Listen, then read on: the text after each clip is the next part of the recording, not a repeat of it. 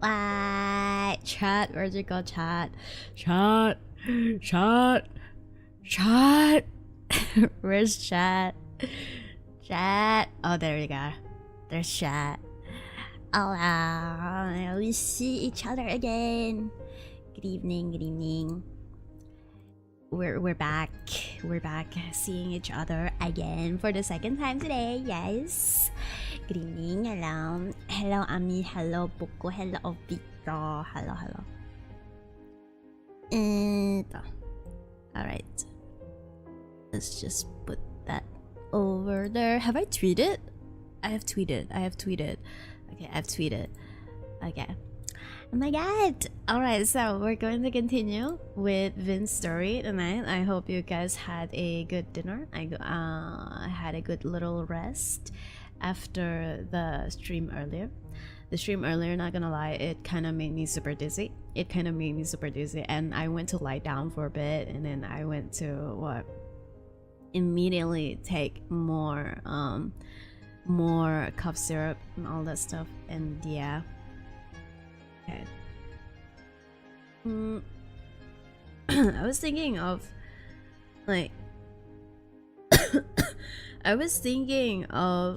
not streaming, like canceling my stream tonight, but then I was like, oh, maybe not, because I won't be having enough time to stream Tears of Themis again in the next few days, because I want to stream something else. I don't want to fill this week with just Tears of Themis, right? And I want to get Vin's badge. I want to get Vin's badge. Like, there's a badge over here. I want to get this one. Show me. Yeah, I want to get this, and it's time limited. It's ending in 4 days. So, yeah. That's the reason why I just keep going with my stream. Okay. Alright, so what was the story? Where did we stop last time? I don't remember. Where did we stop? I don't really remember where did we stop, but we're going to continue it tonight, and if we can finish it tonight, that would be great.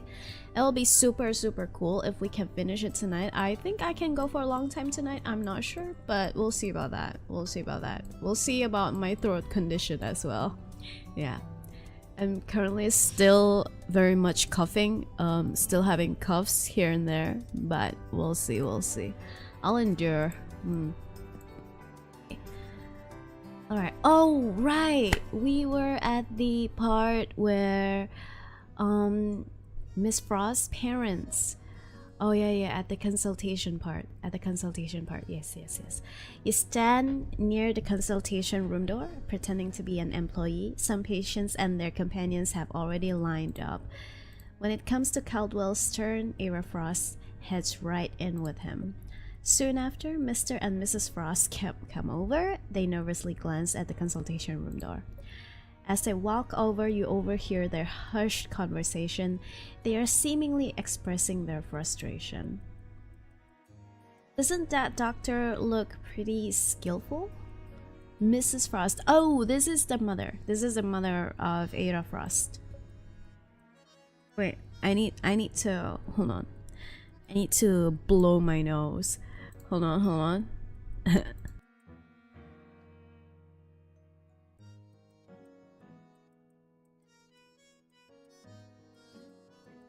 Okay. Yeah, it looks like he doesn't mess around. It's hard to guess what he's thinking. Oh. What should we do? Will he realize something's off? Why don't we go get Aira and take her home? Oh, they are so very worried. Okay. Before we continue on with the story, I feel like okay, this is kinda a bit reaching on my part, but I kind of get the feeling of being controlled under your parents' supervision, especially at the age of What? You're done with like you're done with school and everything. I can relate to that. I can relate to that. And it gets a little bit frustrating. It gets a little bit suffocating. I get it. Like, oh, parents, I know that you're worried, but please. But like, please, you're kind of suffocating me right now. Kind of that kind of feeling, you know. What should we do? Will he realize something's off? Only quiet down. You think I'm not worried too? I was going to take her to meet that rich man next week. Wow, they're trying to set her up with some rich guy. Oh, don't use that tone with me. Are you blaming me? Oh, they're fighting now. The girls are fighting. The girls are fighting. Alder and Era have always been close, but when she saw him acting strange, she got anxious and wouldn't listen to us. Don't you think that's a problem? Oh, if she says something out of line next week, we're done for. So I'm asking you, what are you going to do about it? What are they trying to do here? What am I going to do? I'm going to get Era out of here this second. Just as they reach their breaking point and hurry over to the consultation room door, you rush forward. I'm sorry, but you can't go inside. You will be held legally responsible if you interfere with the doctor's treatment process. All attendees seeking consultation have signed an agreement. No one is allowed to enter apart from their companion. Legally responsible. Oh, are they catching on? Well, perhaps due to your blunt, assertive attitude, or maybe because onlookers are beginning to take notice of them, Mr. and Mrs. Frost don't push the issue. However, they still walk off to the side and wait there, frustrated. You let out an inward sigh of relief. Oh, I guess I've successfully stopped them, I guess? Looking at their tough attitude just now, I even considered calling the police for help. Oh, dang. Oh, wow. Okay, that's their... Oh, they're back. Oh, the parents is really... really something is going on with them. Yeah, really, truly. After nearly 2 hours, the consultation room door finally opens. Mr. and Mrs. Frost immediately stride in, intending to barge into the private treatment room further inside. With a single glance from Vin, Mr. and Mrs. Frost's arrogance dissipates in an instant. I apologize, but the treatment area is off limits. It seems as if Era Frost's parents are slightly fearful of Vin. They glance at him, only mustering up the courage to stand outside the door and call Era's name. Why are they interfering so much? Damn. A few minutes later, Caldwell and Era Frost come out of the consultation room. Era Frost is seemingly lost in her world, deep in thought. Maybe Vin's treatment helped her. She isn't forcing herself to smile anymore. Shouldn't we head out? Hello, Myth. Hello, welcome to the stream. Welcome. Yes, you're a healthy person. Oh, pushing it. You're a healthy person. Why even come to a place like this? It's bad luck. Oh. What do you mean by a place like this? Oh my god, I like the way he looked. Are you implying that this psychotherapy center is non-compliant? Vin interrupts Mr. and Mrs. Frost's conversation with a somewhat assertive attitude. Furthermore, the one receiving a consultation is Mr. Caldwell. Why are you two so concerned about his companion? Is it possible that Miss Era Frost may also have issues she would like to ask for help with? Don't be absurd. My daughter has no issues whatsoever. She's completely fine. Well, I would hope so. Vin retorts with a cold smile, his gaze full of scrutiny. There is one more thing I must make clear. Mr. Caldwell is currently undergoing the initial treatment process, so he's absolutely cannot be separated from his companion, Miss Era Frost. I suggest you let Mr. Caldwell stay at your home so Miss Era Frost can more easily care for him. Oh, wow. Wow. Wow. Patients can only leave their companions in the middle and late stages of treatment. Oh, that's ridiculous. How can we just let Alder stay at our house? If you disagree, as a doctor, I have the right to allow the patient and his companion to stay at the clinic instead. Oh, he's got plans. Oh, he's smart. I like me a smart guy. Hello, Hafizu. Welcome to the stream. In that case, it can save me the trouble too. Well, I also hope you two will not interfere with the patient in any way that could affect the treatment process. If you do and something happens, you will be responsible for the consequences. Mr. and Mrs. Frost are left speechless, their words caught in their throats. They will naturally choose the first option.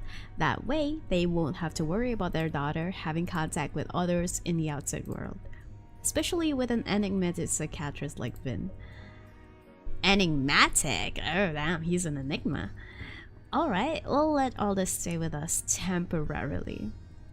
No surprises there. With that, you glance over at Vin. The reason you were able to guess outcome is that you and Vin had anticipated this possibility before. Oh, we planned this already. We already planned this. It would be best for Miss Era Frost and Mr. Caldwell to stay at the clinic, but Mr. and Mrs. Frost will most likely never agree. And if they attempt to replace me with a doctor they are more familiar with, things will turn out even worse.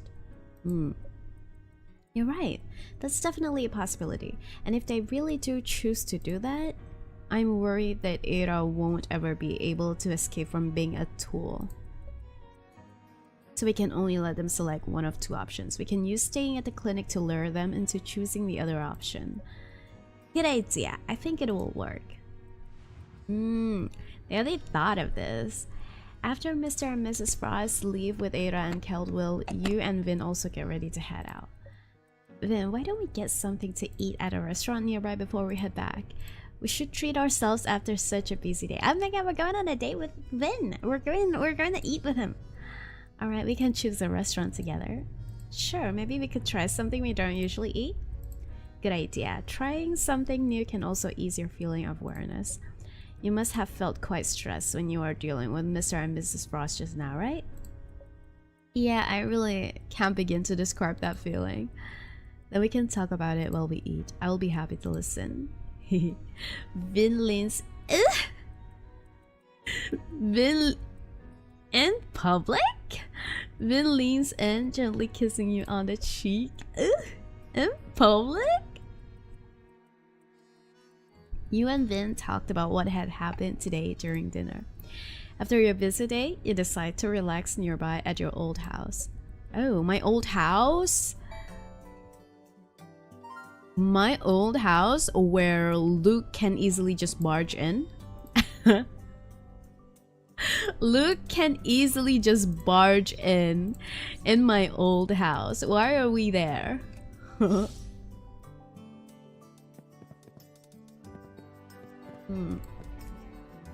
think that it's funny when the MC just decides to have a relationship with any other boys like Vin or Marius or Artem, because Luke will always be there, because Luke is like the childhood friend.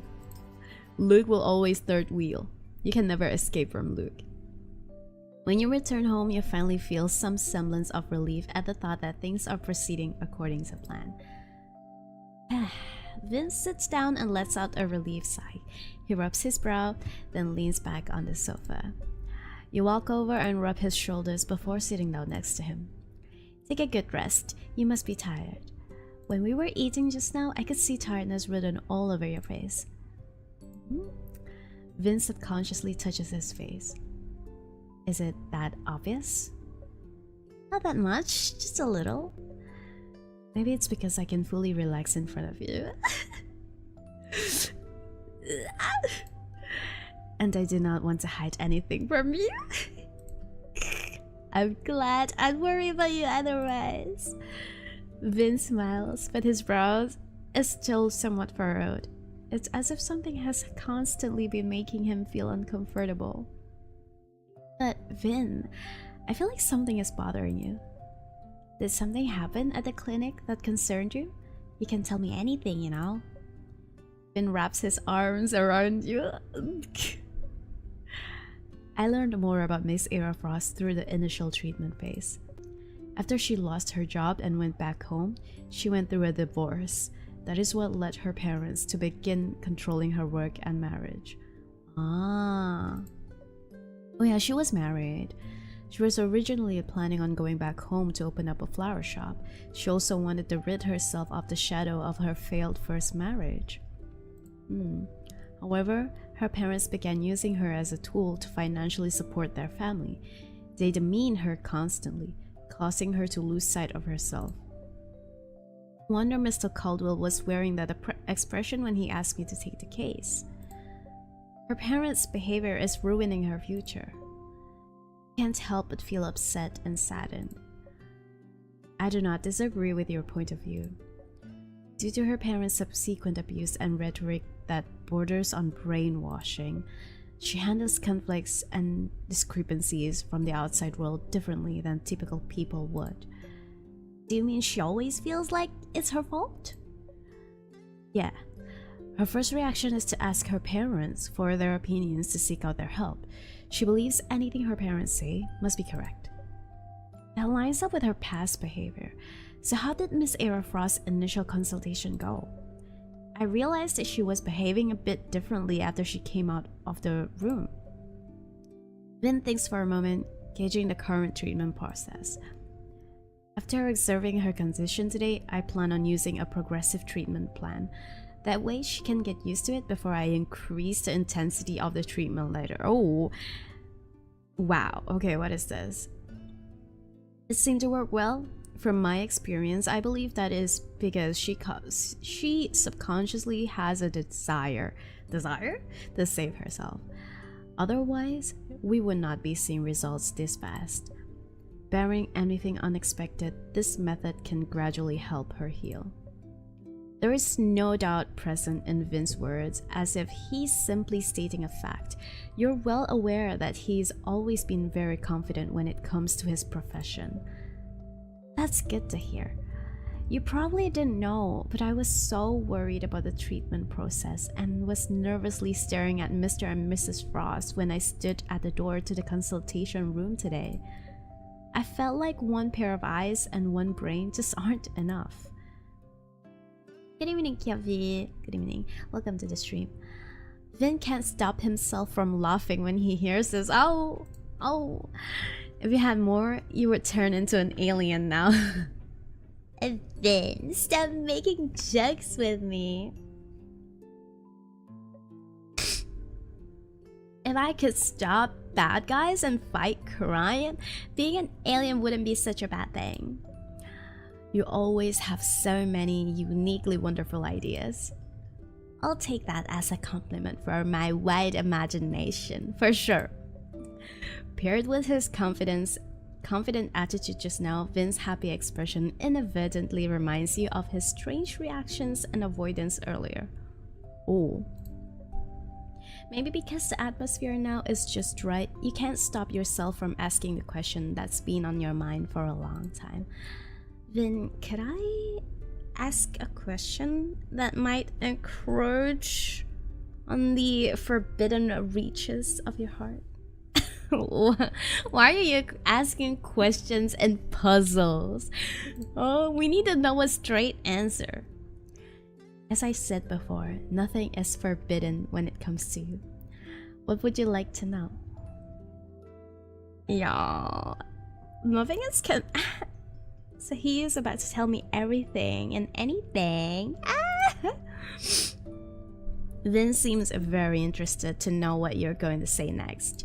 Alright, Vin, what's your underwear color?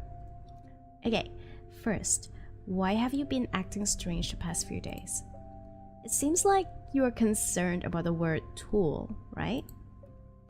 And you also said Miss Era Frost's situation is similar to something you experienced in Svat. What was it? Oh, hitting it right on the spot. Perhaps Vin wasn't expecting you to ask these questions. He's a little taken aback.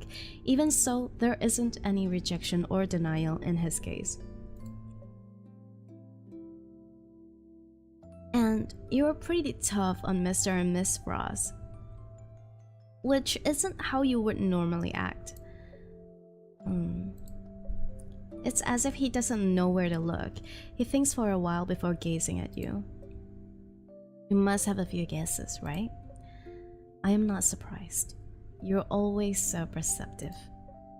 Vin rubs your hair tenderly, giving you a soothing... Every single time these guys be doing things like this, it makes me go like hee hee ha ha. Stop. Stop. I am love deprived. It was... I can't do this. It was merely something similar that happened in the past. When I was growing up in Spot, I also witnessed someone in my family being used as a tool by his own flesh and blood. Oh. Vin's gaze wanders. Although he appears to be looking at the flowers on the coffee table, it seems as if he's recalling memories. A tool? No wonder he repeated that word multiple times. His past was linked to it. It was quite a big issue, and it made me realize even your blood-related relatives can make cold-hearted decisions. Later on, he spent over 5 years in treatment, gradually recovering with the help of a psychiatrist. He was once very talented and should have been reaching his full potential at that age, but anyway, it left a deep impression on me. Hello Yuyan, how the boys doing? The boys is doing great. He just made hee hee hee ha ha giggle like a high school girl. Vin doesn't share the specific incident. You can't help but guess based on what he said. Even though he only witnessed it, he still remembered it after all these years. It's almost as if he experienced it firsthand. Vin is talking he's talking like, just for reference, my friend is doing this and that. My friend experienced this and that, but it's not actually his friend, it's actually him. But it's not my father.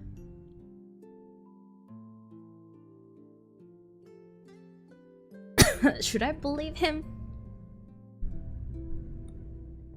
Should I trust him? Should I believe him? Because... should I believe this guy? Because... I feel like he is the most traumatized. Between all of the 4 boys, I think he is the most traumatized.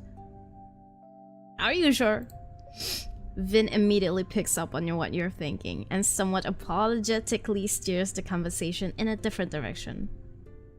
Bully him? That day when I heard you had encountered a similar situation, I wanted to remain as calm as possible. But in the end, some strange reaction is still inevitable. It's okay, Vin. I don't mind at all. You understand that he may not be ready to explain it to you right now. No matter what kind of unusual reaction you have, I'll never think it's wrong or that you shouldn't respond that way. Because I am more worried about the reason behind that unusual behavior. Oh? Oh? So I'm not conflicted. I just want to find the right time to get closer to the forbidden reaches of your heart. If you're willing to show me the real you and reveal your unusual behavior, it means you really trust me. Ew, so corny. Vin's eyes seem to sparkle with a delicate light as if your words touched him. Don't say my name like that. And no. You lean closer and hug him tightly, burying your head in the crook of his neck.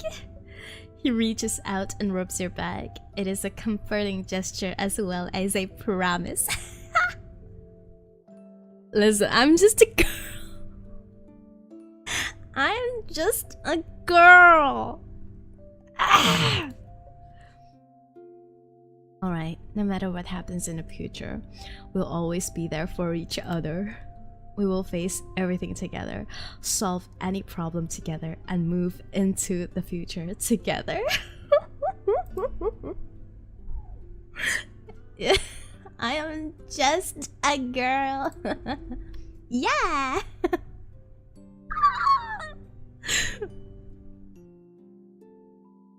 I need to breathe. I need to breathe. I need to drink. I need some rest. I need some milk. Oh my god, I love ultimate games. Vin tightens his arms around. Oh, it's not done yet? The corn is not finished? We're still eating? Vin tightens his arms around you. His warmth transfers from your shoulders to the bottom of your heart. You both need to sort out your intense emotions. Thankfully, the night is long and your love is more than enough. I need to breathe. I need to breathe. I'm just a girl. How many percent are we in this story? How many percent is this? I'm so sick. I'm so sick of love. 53%. Okay, we can go for more.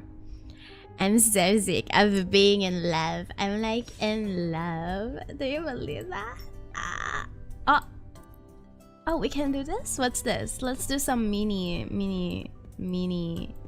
job. Here lies Itsuki, dead from love. How deep is your love? Ooh. Listen, I just love Vin, okay? I'm just a girl.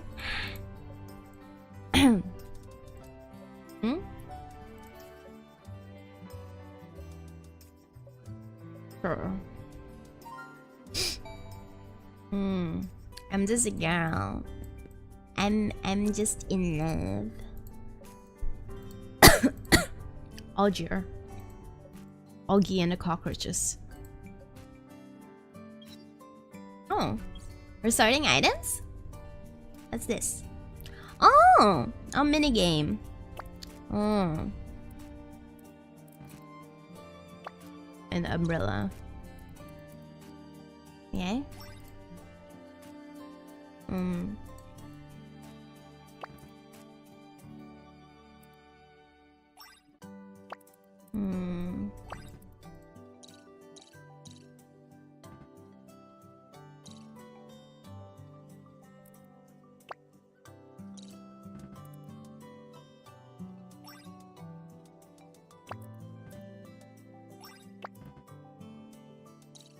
Like this?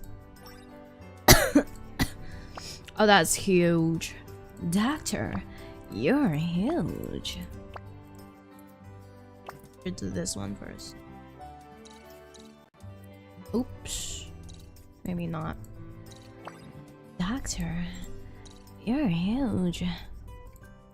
Doctor, you are so huge. Doctor, can you like help? Doctor, that is insane. Doctor, stop. What is wrong? What? I know that doctor is huge, but like it's a different doctor. It's a different doctor. We're talking about a different doctor. Yeah, I know that doctor is huge, but like we're talking about a different doctor, alright, chat? Contain yourself. If you cannot contain yourself, what are you on? What is wrong with you? You can't contain yourself? That is insane. Okay. Not here. Not here either. My psychology huge doctor. What's up, Coco? The fuck, Sal? Coco pun boleh. I love is we're not container. Okay, you're not a container, but you just gotta, you just gotta. Siapa Coco, my alter ego. Coco is my alter ego. This is Coco. Okay, I can show you who's Coco. This is Coco. Coco mix apa? Coco mix blueberry. Coco mix blueberry dengan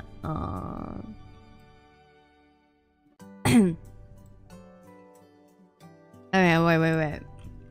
This is Kiki. This is Coco. Oh my god. You know that Coco actually exists. That's crazy. That's so insane. Wow. I should start doing this like this, It's Coco. I should actually start be Coco. Wow. You know what? What do you know about Coco? You know nothing about Coco. You absolutely know nothing about Coco.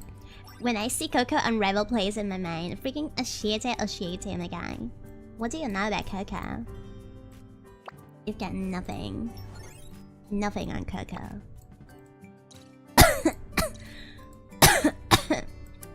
Coco got a Valley Girl accent. Truly, that is the whole purpose of Coco.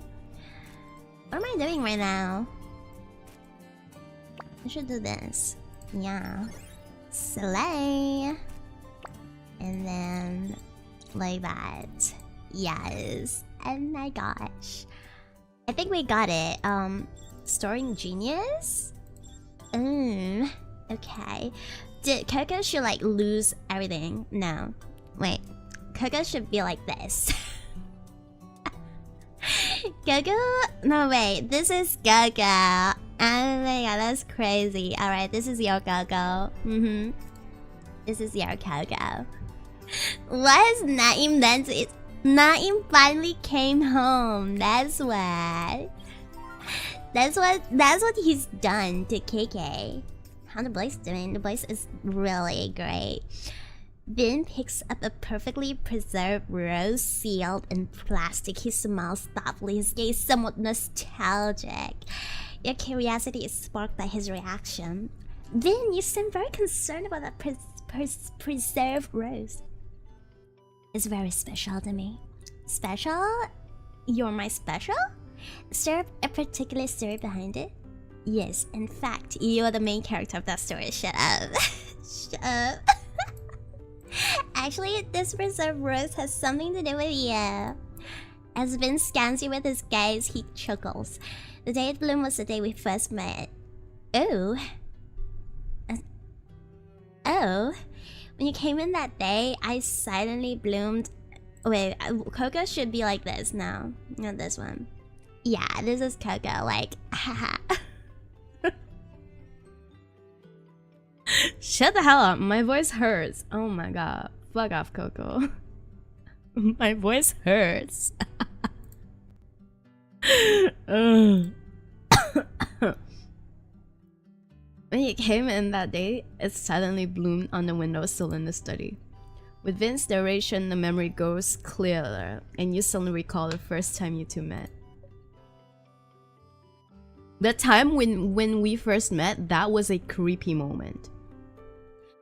Yeah, okay. Looking back, Itsuki, yes. Thank you. Let me give you guys a recall on how Vin and MC first met. Okay.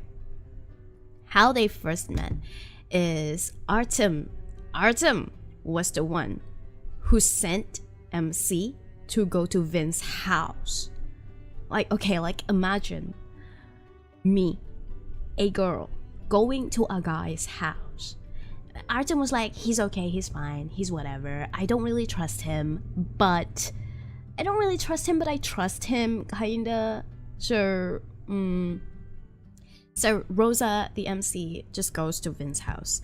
And then what happened was, she pushed the bell, and the door opened automatically. And she entered the house, and it was like a puzzle. Vin's voice rang throughout the house. Like, he was on loudspeaker for some reason. He was on loudspeaker. He was like, walk upstairs, something something. Walk to the study room, something something. It was creepy. That memory was precious to Vin? That was creepy. That was absolutely creepy. If I was a girl, if I was Miss Rosa, I wouldn't think of that as a romantic encounter. I would think of that as, you're kind of weird. You're acting like a weeb. I don't know what that, my guy. I don't know. But anyways, Vin is our red flag after all. That day is incredibly precious to me and holds special meaning. I wanted to find something to use as a memento, and I happened to spot a bouquet of roses on the windowsill that were just beginning to wither. So I preserved it as a testament to that memory. Hearing Vin admit this without hesitation, your heart floods with a mysterious warmth. Actually, that day was just as special. You're lying. It's as if the preserved rose in front of you is frozen in time, filled with your precious memories. Not only did it witness your first meeting, but it will witness your future as well. You're lying. Girlie, you are lying. Okay, let's continue with the main story instead of this one. Find Vin at the office. Okay. Red flag for real. Yeah. Vin is so red flag, but at the same time he is like the most traumatized. So I am curious about him. He's a red flag that makes me wonder, you know. Autumn is the one who enabled the relationship. Yeah, it was Artem. Artem was the one who sent me to this trap. Like, he was the one who introduced me to this trap. He was the one who absolutely sent me into hell. I would say Autumn is like playing with a devil.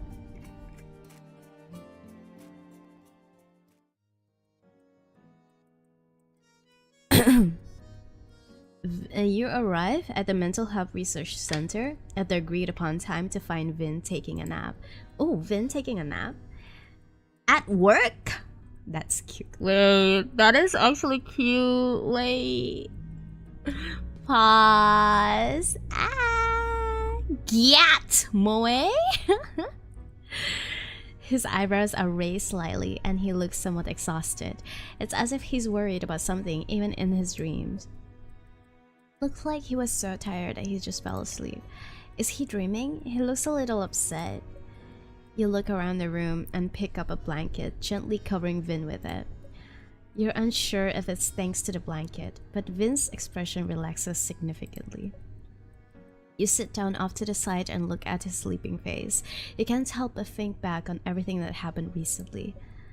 Thinking about what happened that night scares me half to death.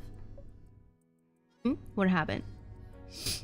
After getting home that night and talking for a bit, you and Vin were planning on washing up and going to bed. Just as you finish blow drying your hair, Vin's phone starts vibrating. At this hour? As Vin walks over and picks up his phone to look at it, his brow furrows a bit. Upon seeing this, you move over to see Caldwell's name displayed on the screen. Mr. Caldwell? Why is he calling so late?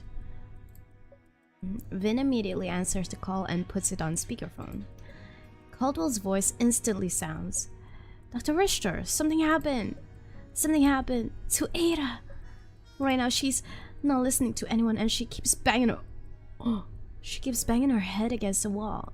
Dr. Richter, what should I do? His desperate words are accompanied by heavy sobs, shocking you so profoundly that you momentarily find it hard to react. Her parents intervened without permission, correct?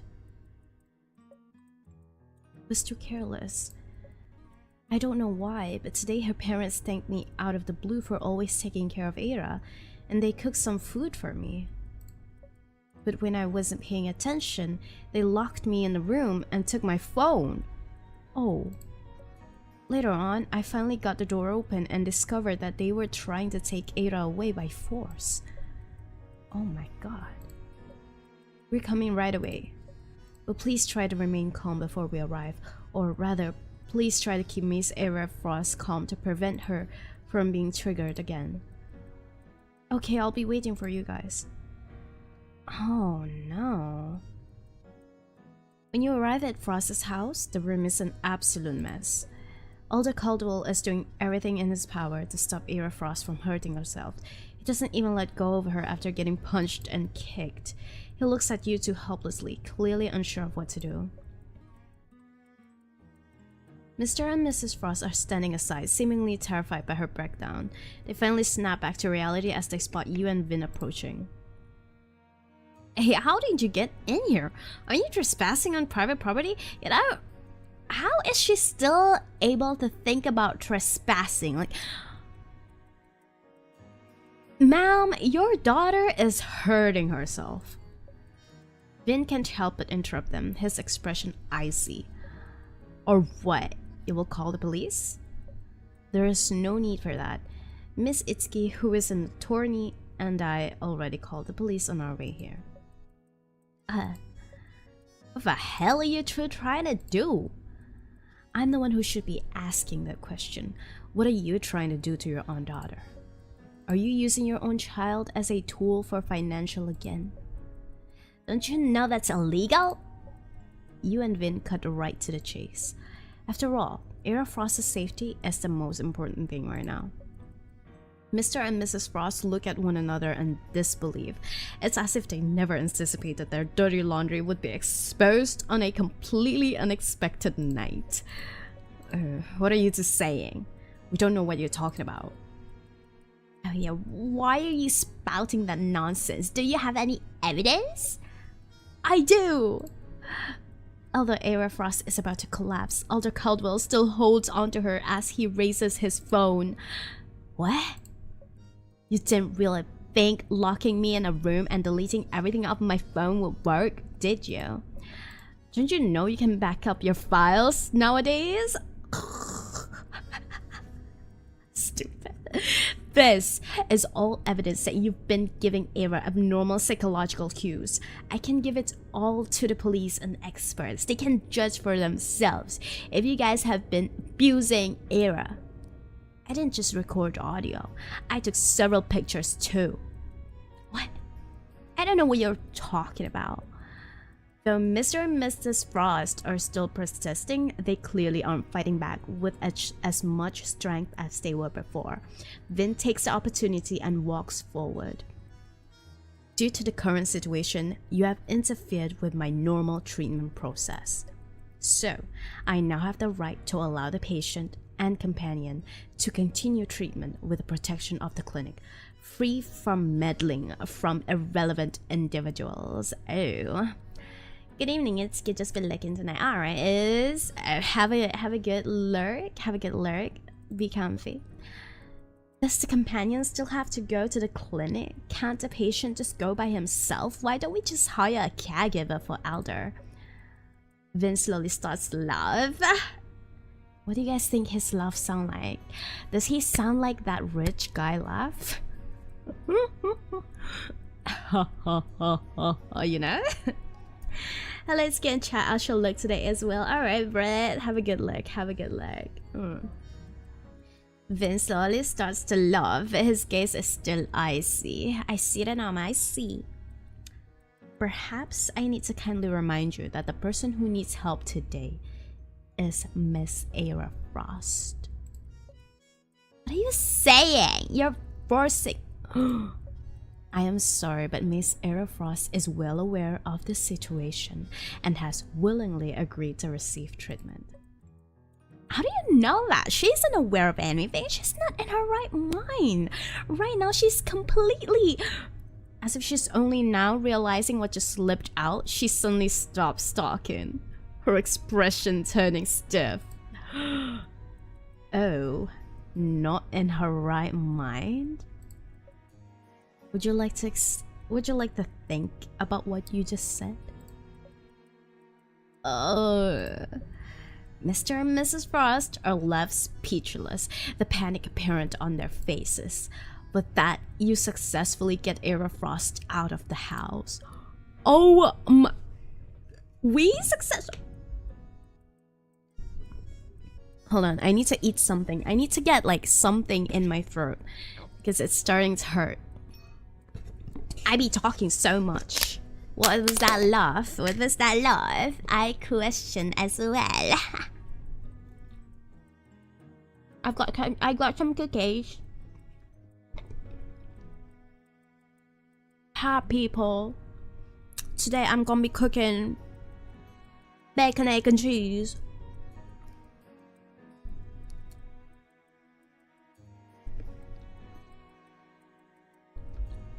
I'm sorry, like 1 minute break. Just for me to fill my throat with something. I have a cookie, please. Yes, you can. Here's your cookie. Open up. Wide open. Not your mouth, but your legs. I'm gonna shove my whole fist in your hole. I mean, not juga. Open your legs. You boys be asking for some pegging tonight? Yo, that's crazy. You will be getting 8 inches.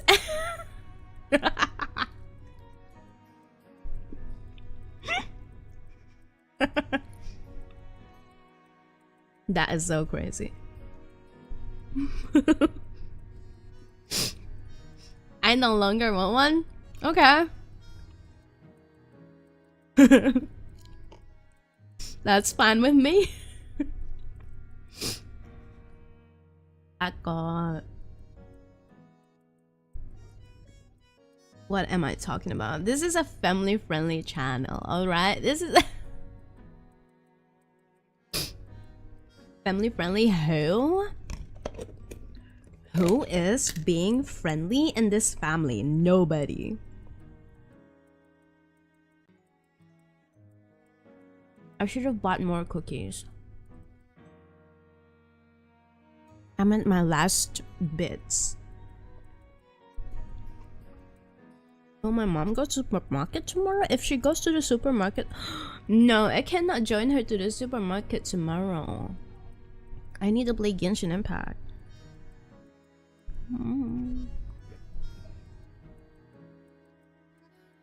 Gigit so lang mahabis. Ow! Something just broke. My jaw.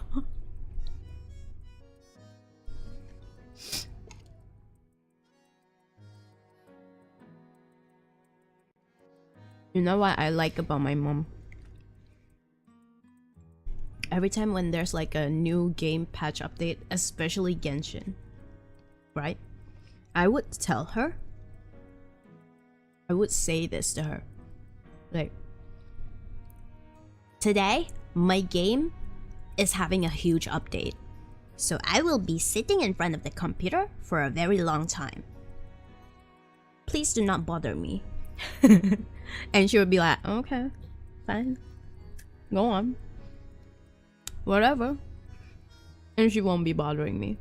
Love it.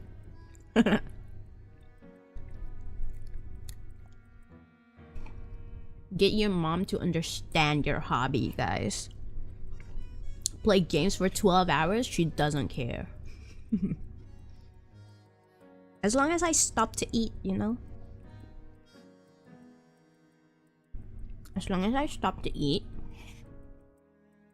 and know when to rest my eyes.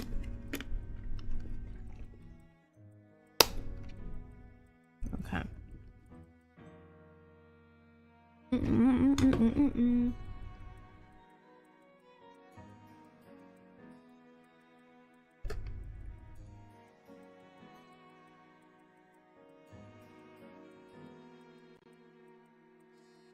Okay. Okay, let's continue. Where did we stop? Okay, we got Era out of the house. Yesai, thinking back on how you and Vin hastily took Aerofrost and Caldwell to the clinic that night, the anxiety you felt at the time was relieved slightly. Oh, we're back to the present. However, even though Aerofrost was brought back from the edge of a breakdown, Vin soon realized that the issue had grown more complex. This is because Mr. and Mrs. Frost began to give Aerofrost negative psychological cues again, so Vin's previous treatment plan had been wasted. Oh, so he's gotta start again. Vin stated that the original treatment plan wouldn't work for Aerofrost in her current state, so it has to be altered. With that, Vin has been providing Aerofrost with basic treatment to stabilize her mood as he simultaneously designs a new treatment plan. Oh, I never know this about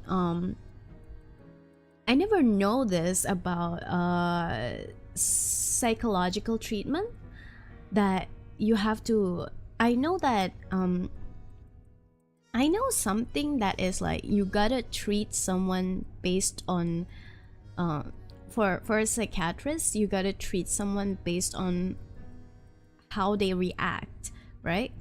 Something like that. But I never know that once you have a treatment plan for it, I never know that they have like, oh, you gotta start, if you start with this kind of treatment, you gotta go with what comes after, and what comes after is suitable, is like what kind of treatment is suitable for that. I never know that they do that. I thought it's always like, oh, this one treatment will be okay, and then the next treatment will be like something different and some stuff like that. Yeah, so apparently they have plans. They have like a whole timeline to follow. I didn't think something like this would happen. Just as you let out a sigh, you hear a rustling noise and turn around to meet Vin's gaze. Oh, when did you wake up? When you were staring off into space just now? I saw that you were thinking about something when I opened my eyes. I was a little curious, so I did not say anything. Vin folds up the blanket and slits it aside. His brow furrows as he looks at the time. He no longer looks as relaxed as he just did. How is Miss Aerofrost doing today? Her condition has stabilized. According to my assessment, she can officially begin the new treatment plan. Vin has mentioned before that specific psychotherapy requires the patient's emotions to be in a normal, controlled state for an extended time. If a patient rushes into treatment when they are out of control or unable to calm down, it could easily make things worse. That's great to hear. Yes. Vin doesn't give much of a response for some reason. He averts his gaze, clearly thinking about something. Shall we go for a walk? We can find somewhere to have lunch. I came here after finishing my morning treatments. I wanted to relax for a bit while I waited for you, but I did not think I would fall asleep. Since you're here, can we set out now? Vin purposely changes the topic. It would be strange for you to keep talking about Aerofrost, so you simply nod in agreement. Okay, a walk sounds perfect. Alright, let us be on our way.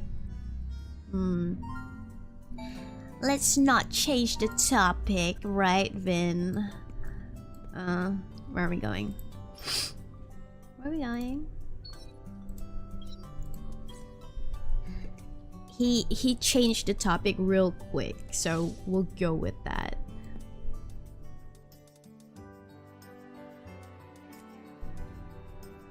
You wander around the nearby streets after heading downstairs.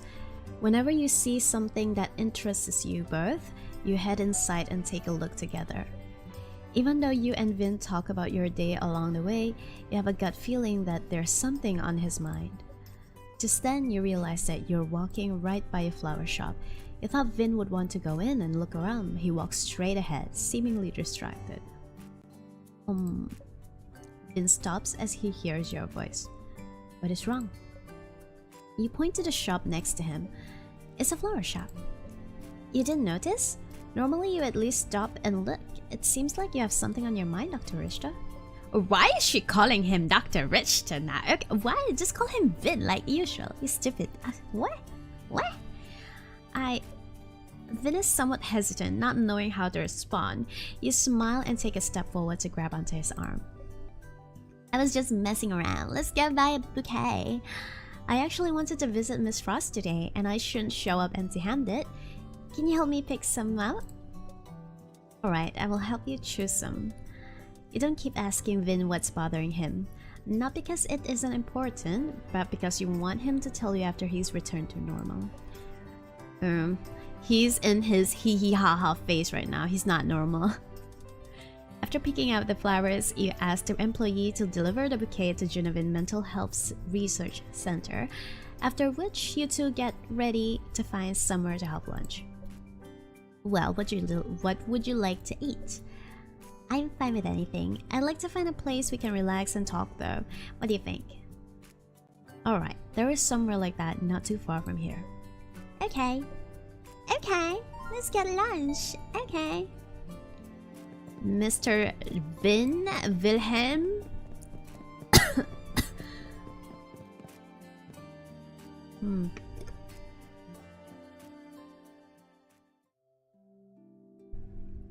You and Vin order some of your favorite dishes at the restaurant, then sit down. But it seems that neither of you have much of an appetite. The frustration and reluctance are apparent on Vin's face, so you reach out to stop him from picking up his fork again. Don't push yourself. Let's just pack up the leftovers and head back if you can't finish it. What? I said, don't push yourself.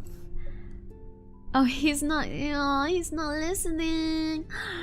Vin, something is in your mind. You take the fork from Vin's hand and place it in front of him. Vin. Vin hears you say his name in such a serious tone, he blinks, raising his head to look at you. I'm here, you're lying. There's something in your mind, right? You've been a little distracted this whole time. When we were eating, while we were walking past the flower shop, I can't shake the feeling that you've been acting off ever since you woke up from that nap. Your thoughts all spill out all at once. The subtle changes in Vin's expression only prove that your hunch is correct. You are as perceptive as ever. Upon hearing this, you stand up right away and sit down next to him without even thinking about what you're doing. Vin looks vaguely astonished, but quickly understands what's going on. A slight smile appears on his lips as if your simple action is enough to put him in a good mood. With that, you lean on his shoulder. Do you know that saying? If you have someone to lean on, you'll never be alone. Leaning on you like this feels great. Where is that saying from? I made it up just now. Vin loves upon hearing this. I'm just a girl. Shut up. The atmosphere is perfect thanks to your close proximity, making it easier to voice your concerns. Vin, are you struggling with something? I suppose so. He reaches out and tucks your hair behind your ear. Vin, on the left side, here, my ear on the left side. There is a thing I need some time to consider and weigh its pros and cons. I just have not yet figured out how to tell you. Maybe the thing I am concerned about is something others may deem unnecessary. You don't need to worry about that at all. Don't even worry about it, Ben. Who decides if something is necessary or not? There's nothing in the law about that. You say this half-jokingly. That is true. Sometimes if you overthink something, you might start to feel like it's unnecessary. But it actually isn't. No one has the right to judge the value of what someone feels in their heart. And I am more than willing to listen to anything on your mind.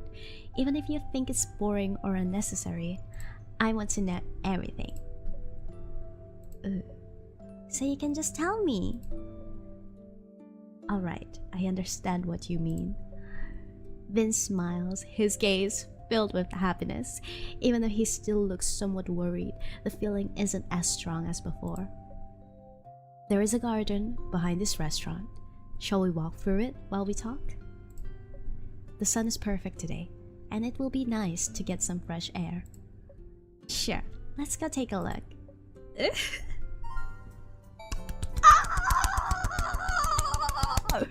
I am just a girl. I love otome games so much. The public garden behind the restaurant has a sweeping view and is surrounded by several trees and flowers. Just looking at it improves your mood. No wonder Vin likes it here. Vin leads you to a nearby bench and sits down. You raise your head slightly to look up at the vast sky. A gentle breeze caresses your face as a few leaves slowly fall close by. I'm ready to listen, so you can start whenever. Alright. Oh, he's about to drop some lore. Okay, let me get ready. He's about to drop some bars. Vin looks at you deeply before nodding and shifting his gaze to the flowers in front of him.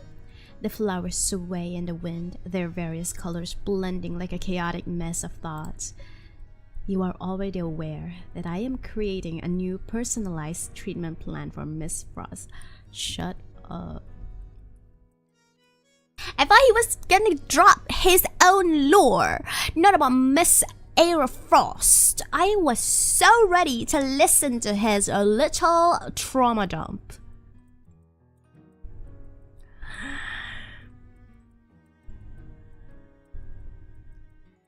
Alright, let me get to the bathroom for real quick. I've been drinking so much water and I need to refill my bottle. Okay? I need to refill my bottle. Okay, let me go to the bathroom. No, bathroom and refill water real quick. Shut up.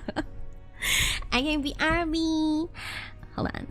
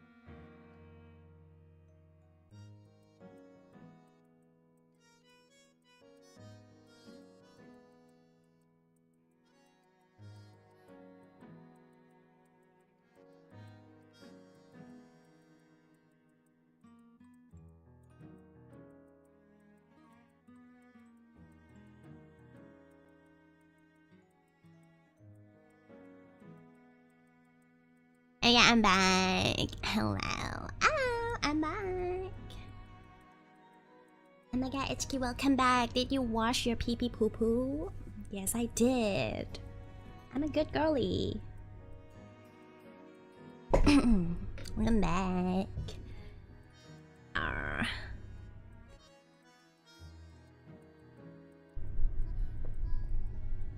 I drank so much water.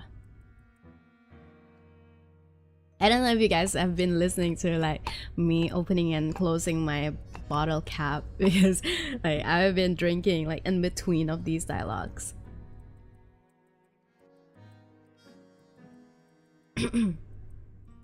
Anyways, let's continue. My throat is burning, but we'll get through this. Fuck, whatever. I want to know the story. To hell with my good throat, whatever. Alright. Okay, drop the lore now. The lore that... Okay, not even his own lore. But there are some undetermined factors that I must carefully consider. So I called an older gentleman yesterday who is very experienced. His name is Ekel. Oh. Is he a famous psychiatrist? Yes. Remember when I told you a similar situation happened in the Hasbron family? He was the doctor who treated the patient back then. So he wasn't lying. He was telling the truth. He was telling the truth. Okay, he wasn't lying about that. It wasn't really him. It was something, his cousin or whatever. Okay, fine. Oh. I remember. What did you guys talk about? Why are those undetermined factors making you anxious? Well, Vin thinks for a moment before he starts to tell you what happened yesterday. It's as if you can see exactly what happened as you hear him describe. No, I disagree. Oh. An old yet powerful voice sounds from the other side of the video call, his tone resolute. Vin's brow furrows in confusion. Why do you disagree? I do not understand, Mr. Ekel. My treatment plan for Miss Frost will be similar to the one you used in the past, but it will not be an exact copy. I will make decisions based on what she needs. Could you possibly explain why you disagree? That way I can more easily and quickly make adjustments to the plan. An odd groan can be heard coming from the other line. It seems as if Ekel is in a bad mood.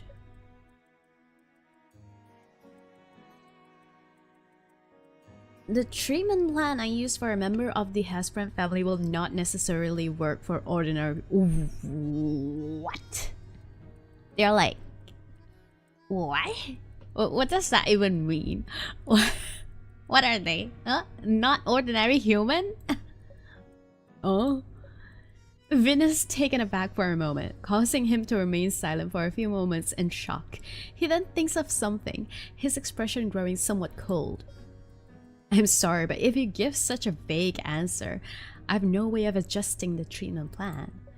By the way, what makes you say the plan you use for the Hasbron family will not necessarily work for ordinary people? As a medical professional, do you believe there are some things that only people from the Hasbron family can understand or utilize? Ekel nods with certainty as if Vin is simply stating a universal fact. True! What makes it different? What is so different about it? I believe it is the same understanding that every person of a Hasbron blood possesses.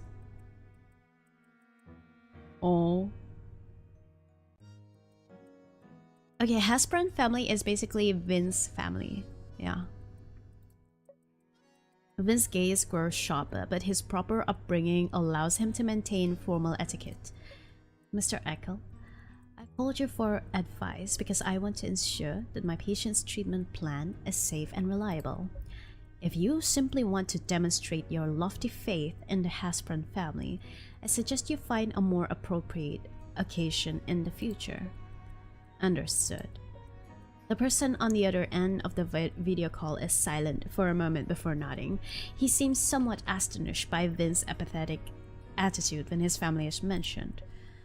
Back to the topic at hand, Mr. Eckel. I hope your judgment will remain objective and logical. The treatment plan you used helped your patient return to normal. Now, I will improve upon it until it is virtually perfect. I've also made several detailed adjustments based on my patient's personal situation. Is there anything else you find inappropriate? Eckel sighs with an apparent reluctance, seemingly considering how to phrase his next statement. I still don't get what is with the Hasbro family, like the blood. What? Regardless, I believe this treatment plan is more fitting for individuals who have grown up in a complex environment, were forced to mature early, and are strong-willed. Okay, that's like, let's see, husband blood, is that how they grew up? That's how they were raised? Oh. Not everyone can completely tear down their cognitive system, reconstruct it, then return to normal after all. In my 40 years as a professional, there have only been a select few. Vin smiles coldly, revealing a glint of mockery in his expression. I'm sorry, but I believe you think too highly of the Hasbro family while underestimating the will of ordinary people. Oh, the doctor thinks that Hasbro family is like so special that the treatment that they go through doesn't work on ordinary people. And it's kind of making, it's kind of giving like only royalties can have this kind of treatment and no other ordinary people don't deserve it, and Vin doesn't like that. Oh, I get it, I get you, Vin, I get it. I get you, Vin. That is essentially what happened. Overall, it was not a very smooth conversation. You can understand why Vin responded the way he did in that situation. So after hearing what Eckel had to say, you're worried something bad might happen if you use the improved treatment plan with Era? I do not want to confirm anything with absolute certainty, but I am 99% confident in this plan. Even so, I do not want to risk my patient's safety. If there is only 1% chance that it could be dangerous, I still have to be very careful. Do you have any other plans? I've considered a few, but none can compare when evaluated from a comprehensive perspective. Okay, I think I understand the situation now. Oh, just when you're about to help Vin analyze the situation, his phone suddenly rings. It is my assistant. What? Vin has an assistant and it's not me? Hello? You can hear a voice coming from the phone after Vin picks up the call, but you can't hear exactly what's being said. You only get the feeling that their speech is extremely rushed. What? They did not break in, right? Alright, I understand. We will head back now. Stop them and call the police right away. The parents. Vin looks distressed after he hangs up the call. Oh my god, they are persistent. What happened, Vin? Mr. and Mrs. Frost showed up on the first floor of the clinic. They were trying to break in, but someone stopped them. It looks like we need to head back and figure this out before we can continue our talk. Okay, oh my god, you rushed back since the incident occurred so suddenly, but Vin doesn't look as worried as he did a few nights ago. Looks like he already has a plan. Oh my god, her parents are so persistent. You guys are so annoying. Leave her alone. What the heck? Oh my god, they're playing with legals now. Playing with the police.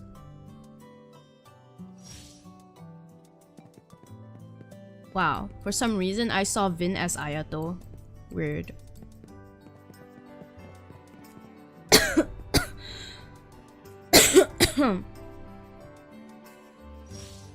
You know, I should take care of my throat. My throat is actually burning. Look, it's okay. Fine, it's fine. It's gonna be fine. Whatever. When you and Vin reach the clinic, the police are already at the scene. Do you have lasagna with you? I don't. I only have water. Should I go get Pepakwa. I have pepakwa. Yeah.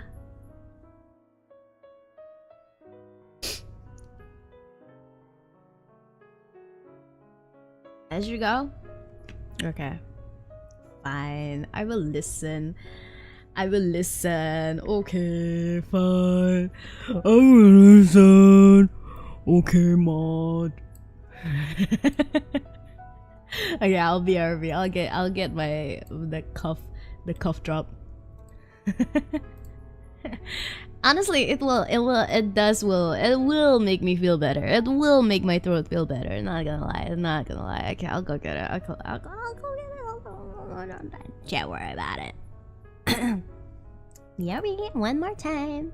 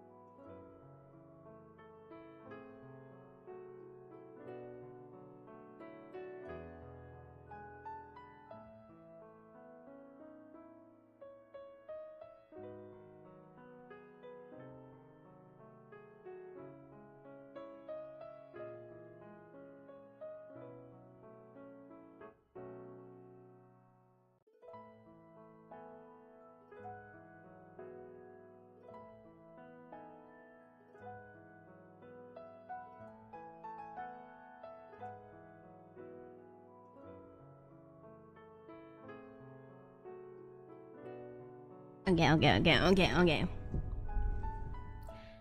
I got my cough. I drank my cough drop, and I've got a few candies so that my throat will keep producing saliva.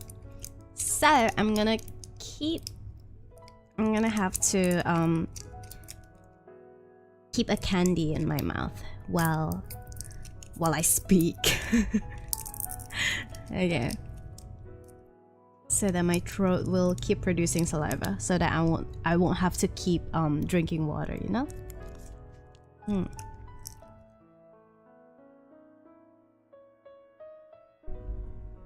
Okay.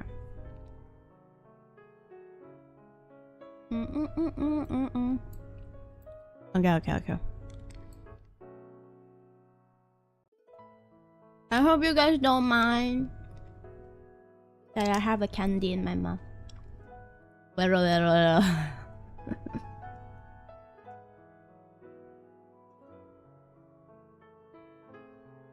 Okay, I'm gonna have to try my best not to get distracted with the candy. Okay. Alright. I wanna keep slurping on it. That one candy. Okay. It's black cherry. Oh, black cherry. Crystal clear black cherry candy. Okay, so Mr. and Mrs. Frost seem a little fearful of the police officers. They stand off to the side, glancing at another sneakily as you and Vin approaches. Oh my god, Ellie! Shut up. Yay, Sugus. It's not Sugus. What the heck? Guys, would it be funny? Wouldn't it be funny if I suddenly get Ellie in like a call and make him voice Vin? Kinishinai.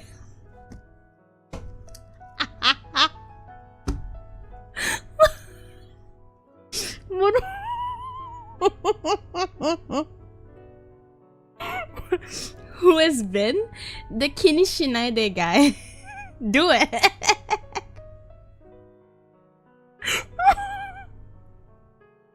He's the Kinishinai guy.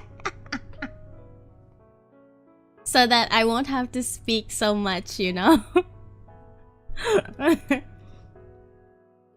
Baby. The Jaehyun guy. Yeah, he's the Jaehyun guy. Oh my god. Do you wanna do it, Ellie? If you don't wanna, it's okay. But if you wanna, it will be quite funny, you know. So we finally have a voice actor for Vin. Bah, I get air dulu. Okay, take your time. Barabas consent di Korea. So dumb. Okay, let's continue this one. They stand off to the side, glancing at one another sneakily as you and Vin approach. As for the police's questions, Mr. and Mrs. Frost only give simple answers or remain silent. They obviously came prepared, insisting that they only came to visit. Ooh, liars. Vin explains that outside factors cannot be allowed to provoke Aero Frost during the initial treatment phase, including family members. After the police carefully look over the treatment agreement and signatures to ensure everything is in order, they persuade Mr. and Mrs. Frost to head back home. Damn. They just don't know when to quit. They just don't know. Oh, that's... Thinking about Ellie voicing this guy. I can't do this. I'm afraid they will not stop here. And judging from their reaction just now, they have wizened up quite a bit. They did not expose anything that could get them caught. I just think they consulted with someone or have someone secretly guiding them. Yes, that is certainly a possibility. But you don't need to concern yourself with that. That's my area of expertise. So just leave it to me. Oh, I'm an attorney, right? Okay, we can't let ourselves get too wound up. We need to relax a little. You get an idea as you spot the tea set on the table. Why don't you relax for a bit while I'll brew some tea? Vin's gaze moves from the teacup to you. He is seemingly intrigued by your suggestion. Then I'll wait here to sample it. Damn. Sample tea made by me? Oh right, that's kind of making me nervous because Vin is like this special like a tea expert, you know. Soon after, you bring over some freshly brewed black tea. Ooh, you set the wooden tray down on a small table in front of Vin, lining up 3 cups of tea side by side. I tried brewing it like you taught me before, but I made 2 extra cups. You can try all of them and see which one you like best. Oh, Vin's brows raise a little, and his expression is somewhat curious. Vin, don't judge. Don't judge. Alright, I will start from the left. He picks up the teacup and blows on it. When it cools down, he takes a sip.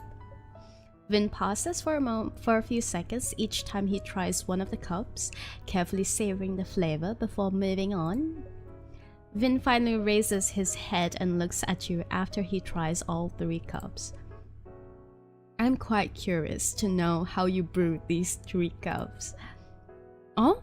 Is something wrong? Do they taste bad? Not at all. In fact, they each have their own unique traits.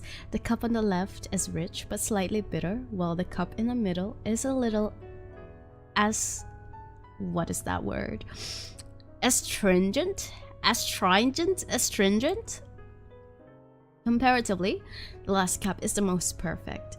It is not astringent whatsoever, has an aromatic flavor, and persisting aftertaste. Well, I pretty much brewed them like you taught me before. But I didn't follow the same process for the 3rd cup though. Vin blinks a few times, seemingly surprised. When I was brewing the first 2 cups, I kept trying to remember what you taught me to do. But when I was actually doing it, I kept feeling like I was missing something. I was worried I wouldn't be able to exactly recreate the same flavor of your tea. Even if I remembered every single step, there are always going to be little differences. So for the 3rd cup, I used your basic method, but made some small adjustment based on my own understanding. Vin listens patiently as you speak, looking shocked once again. After thinking for a few moments, he speaks with mixed emotions. Mixed emotions or mixed signals? I need a drink.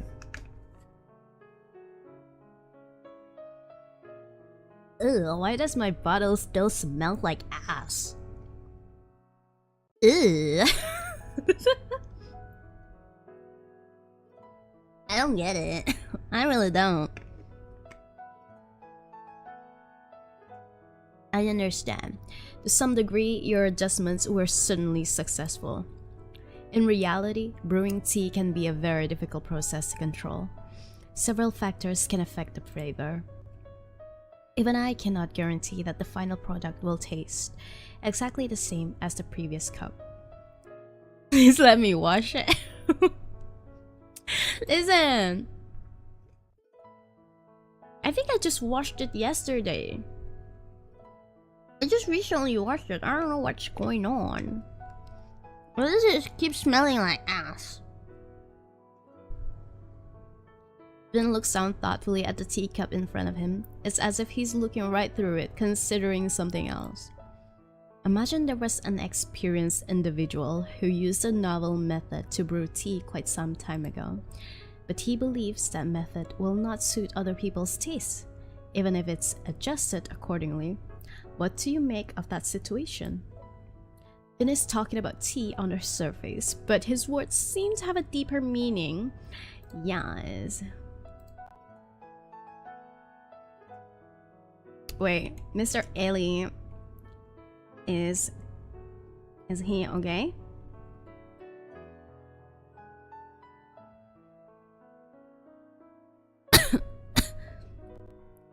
Bam bam bam bam bam bam bam.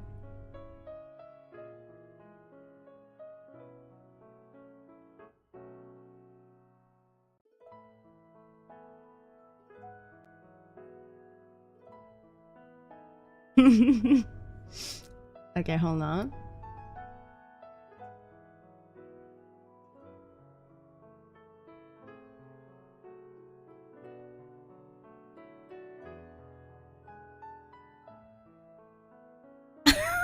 Something I just said something really unhinged, but whatever.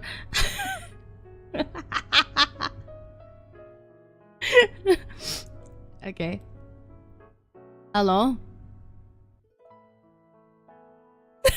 No, no, no, no, no, no, no, no. No, no, no, no, no. You. Alright, anyway. Hello, guys. My name is... My... Yeah. What are you even trying to say?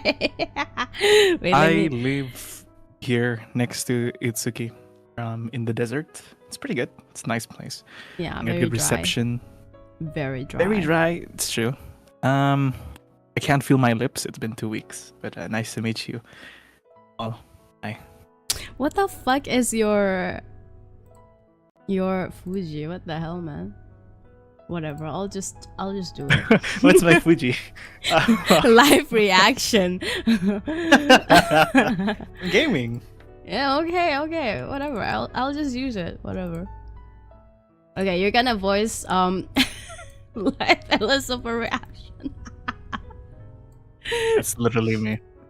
I'm gonna share. Hi, Vince new VA. There you go. Okay, you see it? Oh wow. Yeah. It's vertical. Oh my god. Yeah, it's vertical. Make it full screen. How's the volume, guys? How's volume? Volume's good? Okay, I'll stand farther away from my mic. Window, but I think you sound okay. I think your volume is okay. Or like maybe you're too low. Volume is good. Okay. Who's been? Is he the gift that you always send me? Is he the cat? Yeah. He's the cat Oh gift. my god. He's the Kini Shinaide dude. Okay. Alright. Okay. Let's go.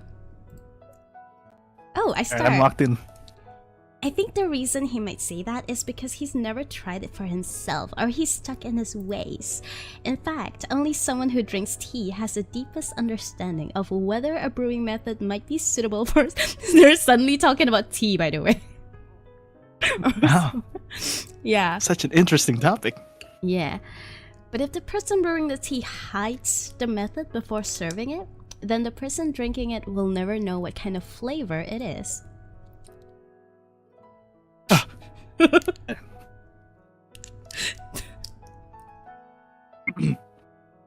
Yes, you are exactly right.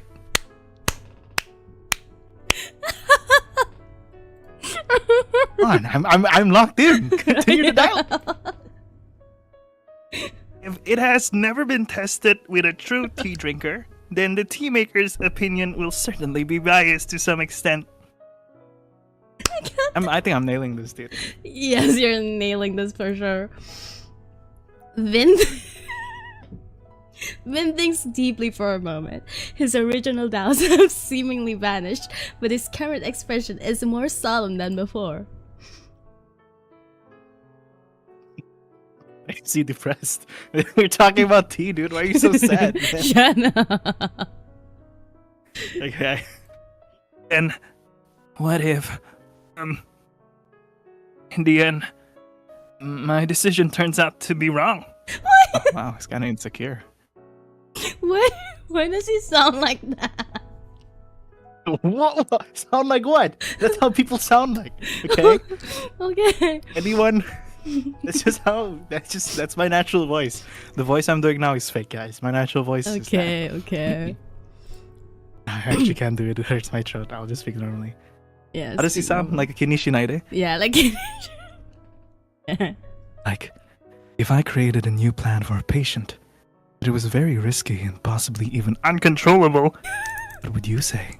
Uncontrollable.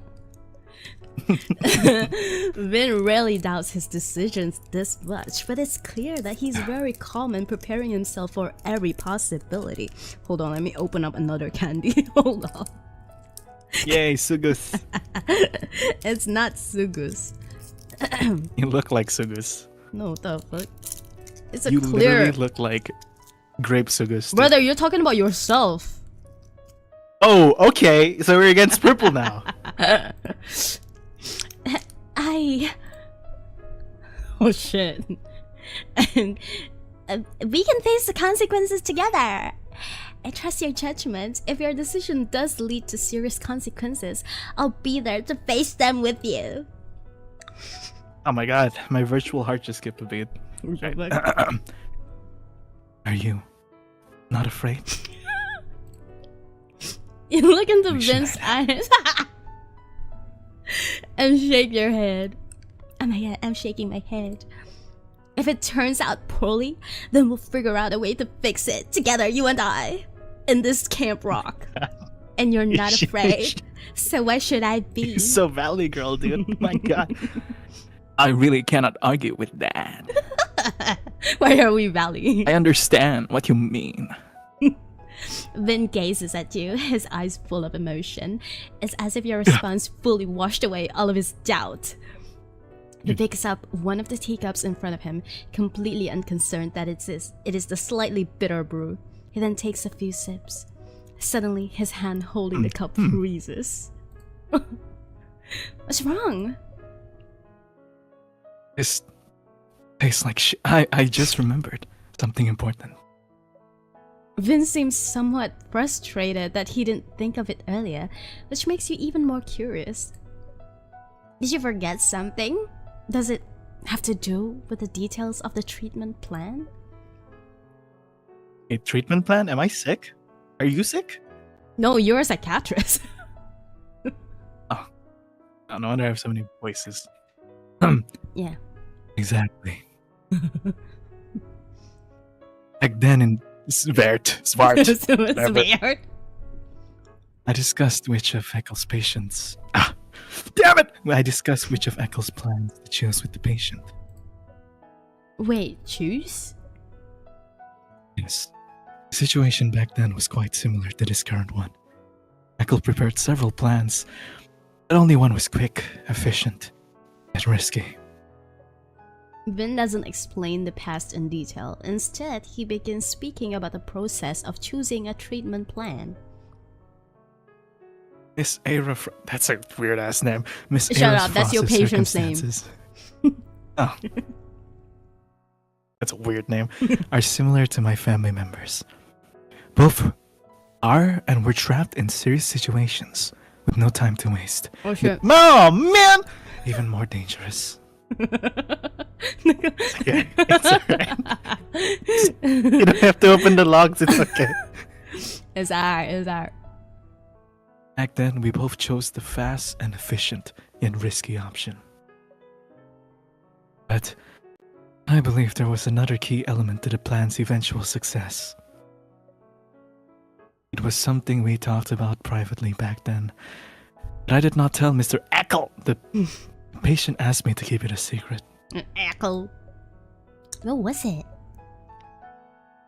But it's simply that secret had to do with hope. Oh god, that's so cheesy. Yeah, I saved your life using hope. That's why I'm a doctor. Hope. Sensing your curiosity, Vince smiles and gives you a promise. Oh my god, you're promising me? Oh my god. Okay, I'm promising you. Oh. Because it is related to the treatment plan, I would like to wait until the treatment process is nearly complete before I tell you everything. That includes the incident from the past I mentioned before. Alright. Then I'll be waiting for that day. Yes. Yay! This is both a promise and an anticipation of positive results in the future. Yay. Wait. Let me see. There's how many percent of the story already? We're crazy. Can you speak for a long time? As long as, yeah. What does that mean? 77. As long as Did they yeah. even flirt? They haven't flirted. They haven't flirted at all, dude. No, that's Just because talking about tea. that's because they don't flirt much. They just don't, you know. Wait, I'm getting Aw, a man. message. Hold on. It's not chemistry. No, but what do you mean no chemistry? Leave them alone. Go to Vin's living room. Oh my god, we're going to your house? That's crazy. Ah, man. I'm going to my house for the first time, too. Let me check it out. Shit, look at your house. Pretty fancy.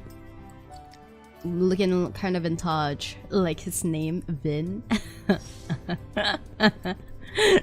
I'm gonna cry. Look at that. Sheesh. I got a tea set. Why is over here. everything so green? The heck? Because why not? This is his color, You green. have a piano in the bedroom. Leave What him am I alone.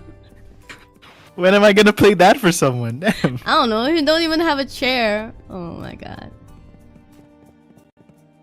Yeah. Okay. Let's continue.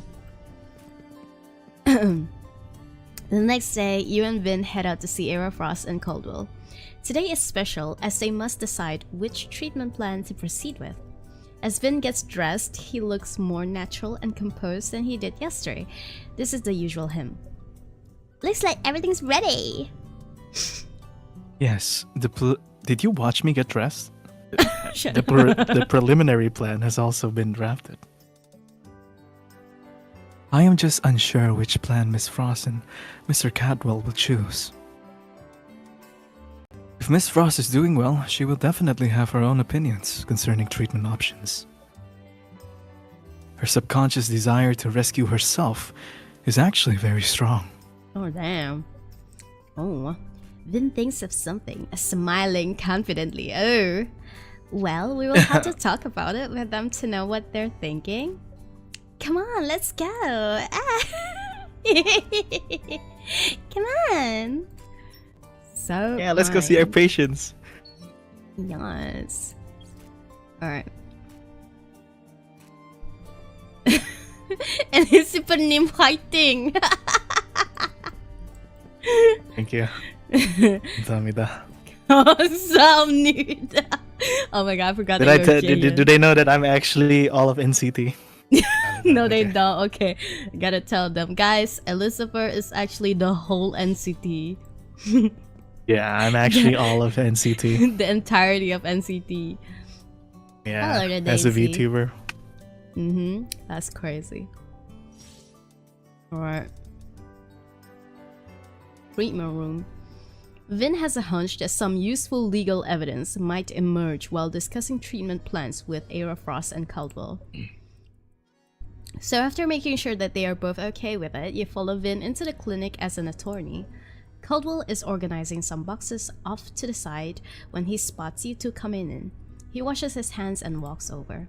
Era Frost is lying in the hospital bed. She seems a bit drained but looks much better than before. Oh my god. Hi, Dr. Richter. Miss She seems kind of Itsuki. pale. No, this is a live 2D Miss VTuber Itsuki. review. You and Vin have already visited Era Frost multiple times. As long as no one mentions anything about her parents, her mood remains relatively stable. But she is doing everything in her power to suppress those thoughts. Once they are triggered and explode again, she'll be on the verge of another breakdown. Before Caldwell can sue, you have to ensure Era Frost's mental and physical well-being at the very least. That means she needs a new treatment plan.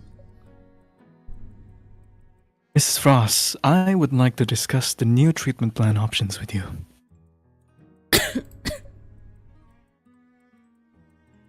I will outline everything for you and Mr. Caldwell. Is that the lawyer? Caldwell? No, Caldwell? Mr. Caldwell is like the bestie. No. And you both can choose for yourself. The lawyer is me. Naturally, I will provide a simple assessment of each plan. With that, Vin begins to explain the plans in detail. Damn. Yep, blah, blah, blah. Vin directly states that the first option is his preferred plan. It is comparatively fast and efficient, but also quite risky. The other options all have their various pros and cons, but recovery will be slower. Oh my god, you wanna voice her? Okay, perfect.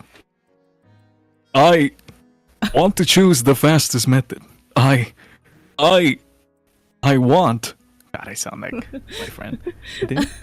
Era Frost gets a little worked up, moving her arms to hug herself.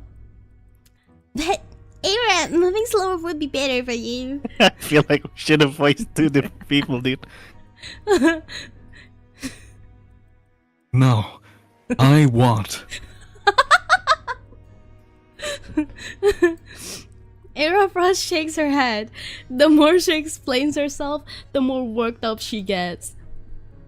Era, don't worry. Caldwell rushes over in an attempt to calm Era Frost down, but Vin raises his hand to gesture for him to stop. Maybe we should listen to what Miss Frost really thinks. Caldwell is taken aback for a moment, then looks at Era Frost anxiously. However, he still decides to trust Vin's judgment. Alright. Miss Frost, what I am about to say might be very painful or uncomfortable for you. Is he about to confess? Awkward timing, dude. Yeah. But I still believe you must hear it. It is that Oi. I cannot save you. Oi. Damn. Damn. Damn. Vin speaks every word with deliberate emphasis. His tone is steady, without any hesitation whatsoever.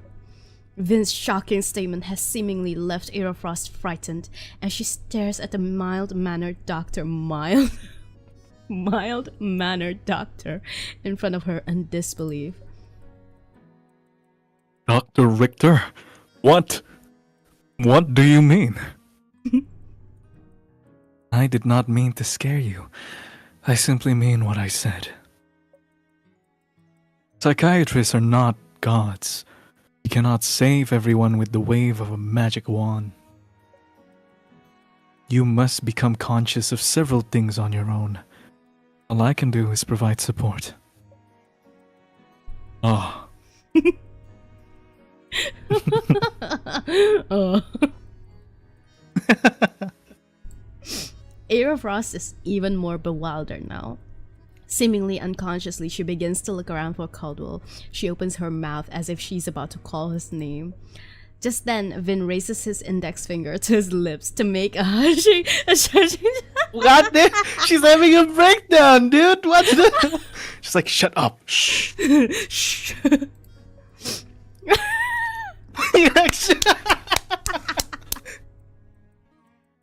Oh my god.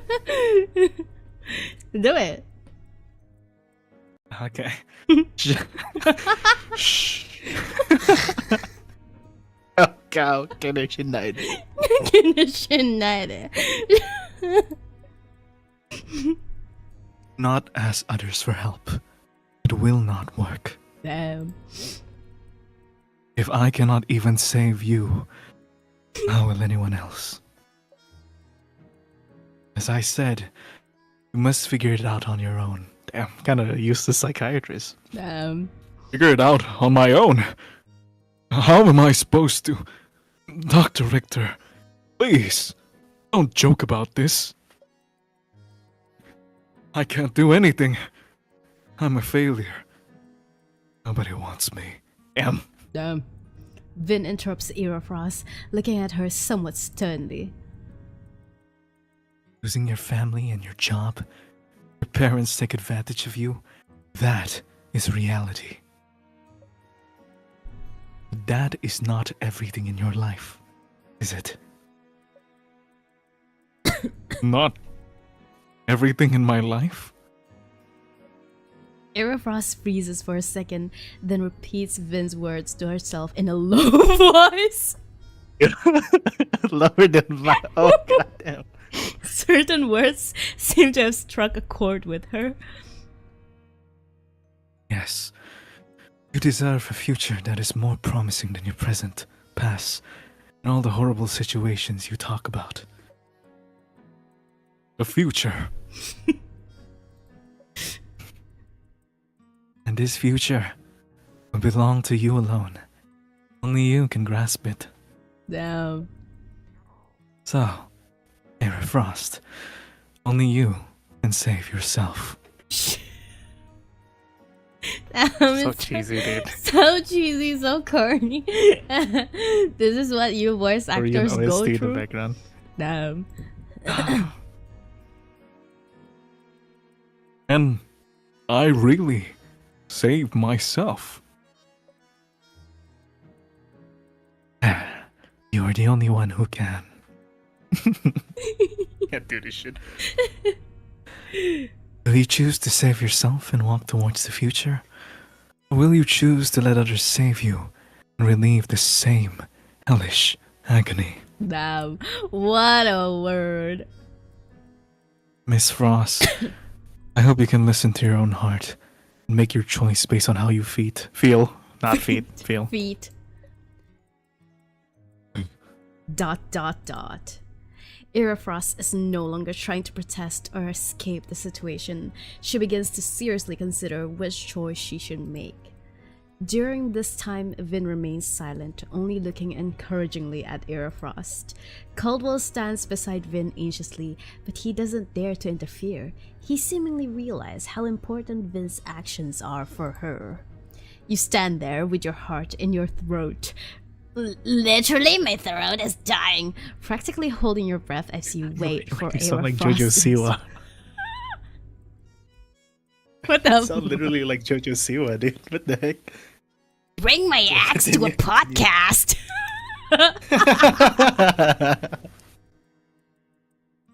I'm so angry.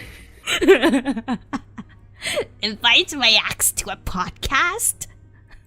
Stupid. After some time, Frost shifts her position but doesn't look to Caldwell for his opinion. Rather, she looks in front of her at Vin with some trepidation and anticipation in her gaze. Oh, she's in love with me. What the fuck? If that's the case, Dr. Richter, can I ask, how should I save myself? Lurk and finish. I now go eat dinner. Bye, Itsuki and chat. Bye bye, bread. Bye, Brad. ... Dot. Vin's tensely straightened back suddenly relaxes. Oh, he was not shrimping. Now he is shrimping. A relieved smile reveals itself in his golden eyes hidden behind his glasses. Oh god. What is this? He is happy for you. Are you happy? I'm so happy. I'm so happy I'm shrimping. She's progressing. You have finally taken this step. The moment you voluntarily asked that question, you set foot on the road to save yourself. Enough, dude. I get it. Save yourself. Stop repeating the phrase. I feel like a motivational poster. Sick of it. And now comes the part I need to do to help you save yourself. Now you're truly NCT. You know, NCT has a song called Save Me. Great. Right, I'm literally NCT now. Save me, save you. Vin walks over to nearby table and takes out a few pieces of paper and a pen. He then hands them to Frost. And today, I will help you by giving you a suggestion. Miss Frost, give yourself a hope. Hope? Why does she sound so goofy? She sounds confused. She's confused. What? Hope. How's that supposed to cure me? Goddamn. Starting now, write down to it. Oh, she's giving her homework. Write down 20 hopes you have for the future on that paper. It does not matter if they are realistic. The more specific, the better. My hopes for the future. You could also call it a plan. Why is that such an awkward sentence? Quote unquote plan. This plan must include the most imperative hope, one that you most want to see realized. The hope I most want to see realized. Why does she keep repeating all of his words? I don't know. It's so there's no dialogue in between. Frost nods pensively. Vin pauses for a moment, perhaps aiming to give Frost some time to think. After some time, he speaks softly. Oh, softly. As if I have. Softly. If I asked you right now to tell me the hope, you most want to see realized? Could you tell me? Feel like a Frost freezes for a moment, unsure how to answer. You can tell me. I will accept your opinion and treat you with the method you prefer. I will help you get better as soon as possible. Really? Let me think. Really? Aerofrost seems excited and perplexed at the same time. She turns to glance at Caldwell without thinking, but quickly looks away as if she suddenly remembered what Vin had told her. I have to figure this out on my own. On your own. Vin immediately takes note of this. It seems like he's very happy with Aerofrost's behavior, so he gives her another push. Perhaps that hope may cause you to sacrifice the other 19 plans just to make it come true. Even so, it is also the hope you most want to grasp in your entire life. That sentence does not make sense. Let it be. Sabar. Minum. In your heart, what is it? Is it something specific? Or is it a feeling? I cannot, man. Aerofrost slowly closes her eyes. Her mind travels as she follows Vin's words, constantly searching and repeating them in her heart. After some time, Aerofrost softly gasps. She opens her eyes, looking somewhat excited. I want a future that truly belongs to me. God, this voice is so unfitting. I want. I want to open my own store. I want to be in charge of myself without any restrictions. I want to take control of my own life. Damn. For you, Ira. It's as if Vin lets out a deep sigh as he chuckles softly. Chuckles softly, do it. How does it chuckle? A deep sigh.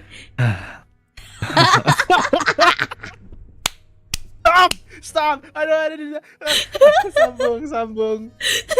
You can hear the happiness and relief in his laugh. Miss Fox, I am very happy to hear that answer as your psychiatrist. He says with so much emotion on his face. Look how happy he looks. He's so happy. That's look at you those right teeth. now. No, this is not him. This is you right now. That's you. That's literally me. Inishinai. Kinishinai. I hope you will remember that feeling, as well as this answer. Concerning whether it will solidify as a firm hope in your heart, and as for any other plans you may have for the future, you can take your time. I will wait for you. I will wait for your final answer. Solidify. Before you and Solidify. Vin leave the consultation room, Caldwell leans up against the wall, nearly crying tears of joy. It looks like he also recognizes how hard-earned Aerofrost's change was. Please look after Miss Frost for me. Let me know right away if anything happens. Alright, thank you, Dr. Richter. You and Vin get your things together and head downstairs to wait for the car. Oh my god, is this time for flirting? Is it time for flirting? Oh my god. Yes? We're gonna hold hands in the car. Oh my god! Ah! Anyone below the age of 5, please close your eyes. Yes. You've been thinking about everything Vin just said about those 20 plans and about hope. It was probably the key element to improving the treatment plan's chances of success that Vin mentioned earlier. You ask about the idea you have in mind, and Vin nods in approval. The most important condition for the success of this treatment plan is hope. Quote unquote. Hope. So cheesy. You've heard of Pandora's box, right? Yeah, I've heard that legend before. Pandora opened up the magic box to release greed, deceit, slander, envy, pain, and other evils, while hope remain inside. There is a similar psychological principle. However, it is quite complex, so I will not get into it now. Why did I mention it then? Why did you mention it not to talk about it, dude? Yeah, talk about it. What the hell? Oh, to put it simply, my improved plan hinges on allowing the patient, someone teetering on the edge of desperation, Oh my god, keeping them on edge. to find a connection with the world. This gives the patient the strongest and the most fundamental hope for themselves and their future. God. I see. The basis behind this type of psychological reconstruction is similar to building a steel framework on a rough, broken ground. Now we need to dig out all the old, rotten, and unnecessary things. We will completely clean it up before rebuilding everything anew.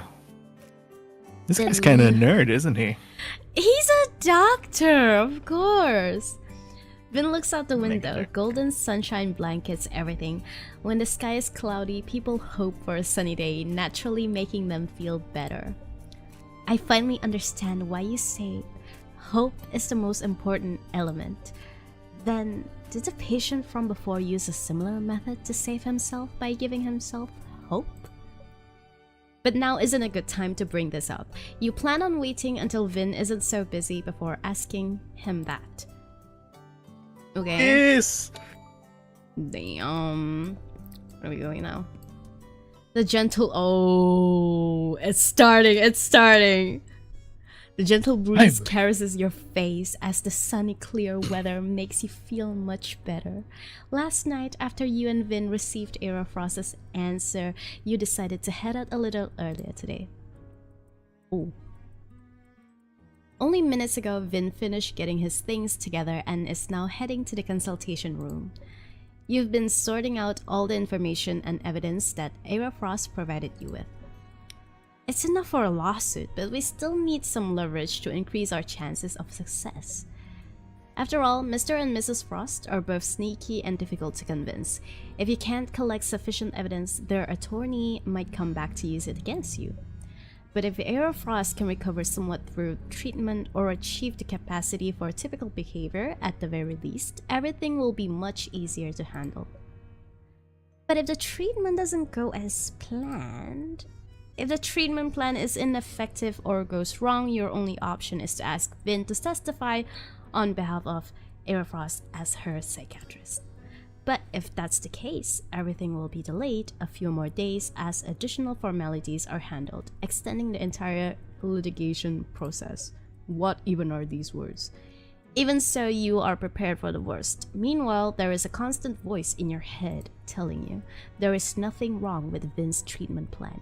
He can do this. I believe in you. The new treatment plan's preliminary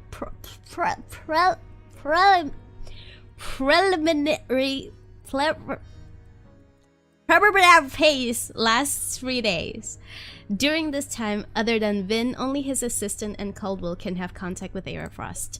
Oh my god, I'm left in the dark? Ain't no way. And you head over to the clinic after work every day and wait for Vin so you can head home together. Today is the 3rd day. You sit in front of the door to the consultation room, feeling vaguely uneasy. I wonder what the probable results will be.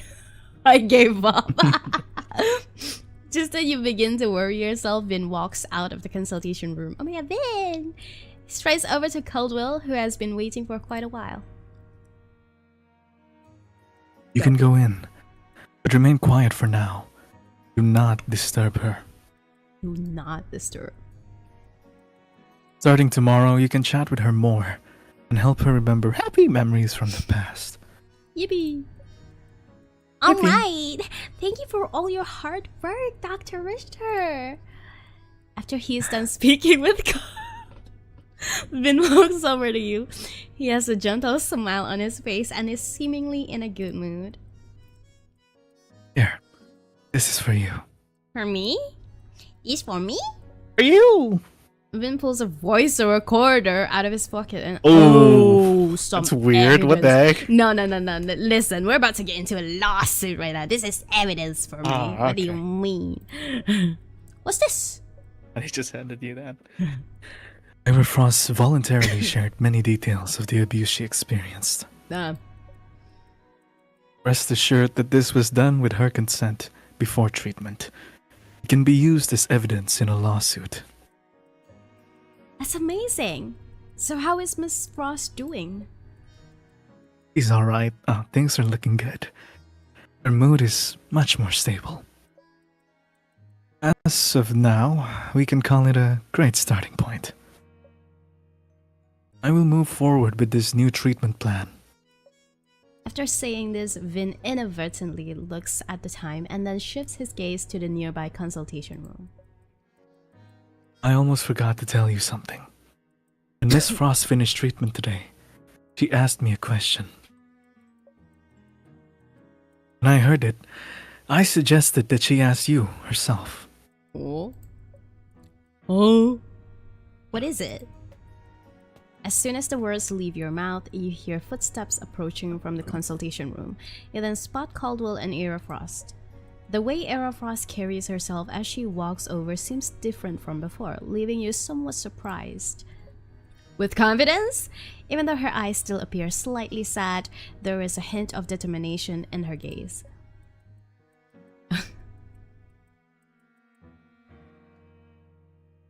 Hello? Oh, yeah, that's me. I Yeah, forgot. that's you. Hi, Miss Itsuki. She nods. Oh wait, at no, you. she's healed now, right? Yeah. And speaks fluidly, unlike her staggered speech from before. Hi, Miss Frost. I'm happy to see you're doing well. Thank you. I'm pretty satisfied myself. What do you mean she's healed now and she changes her She's cured. voice? Yeah, she's cured, dude. Okay. She smiles happily, then looks at you with a more serious expression. Miss Itsuki, I want to know how I can go about suing my parents. Oh my god. So your parents, yeah, alright. And how far along do I need to be in the recovery before I can testify in court? You're left awestruck, but Ira Frost continues to explain herself. I heard that. Oh, okay, that's you. I heard that Elder was getting evidence ready for a lawsuit, so I wanted to know if there's anything I can do. I want to do something to make my parents understand their mistakes. Otherwise, I might not be able to handle seeing them anymore. The grudge. You can't imagine what it must have taken for Ira Frost to say these words. It seems like her mental health and emotions have undergone massive changes over the past few days of treatment. You sit Ira Frost down, explaining her options if she does decide to sue her parents. You believe that tonight is an incredibly important turning point for Ira Frost. She voluntarily begins to look for change, casting off the shackles around her heart. From now on, she alone will control her own life and future. Oh, sheesh. Wait. Let me see how many percent. How many percent? 100%. Like 78. The book. No, Start no. floating! Start moves. floating! It moves quick. 96! Okay. Hold on. I need to go pee pee poo poo. Entertain chat. Alright. I will be Itsuki VT. Is she gone? She gone, chat? She's gone, chat. So guys, as you can see, today we are playing Vin's Personal Story, Chapter 3, Part 2, Forget Not Your Love. Ayawa. Ay! Yan lang, tsaka bigay tumalabla. What? Where'd she go? Is she gone from the screen? Itsuki? Oh. I miss her, chat. I miss her lots. Is this usually the type of games you guys play? Like the reading stuff? I don't know how she can do this for 2 hours. I got tired like reading for 30 minutes. Hi, handsome. Sorang ka. Yeah. Yung sorang. Dapa, guys. You know, in this day and age, right, it's better to be single and alone, okay? Save money. Save money. That's it. You can save money. That's the only that's the only benefit.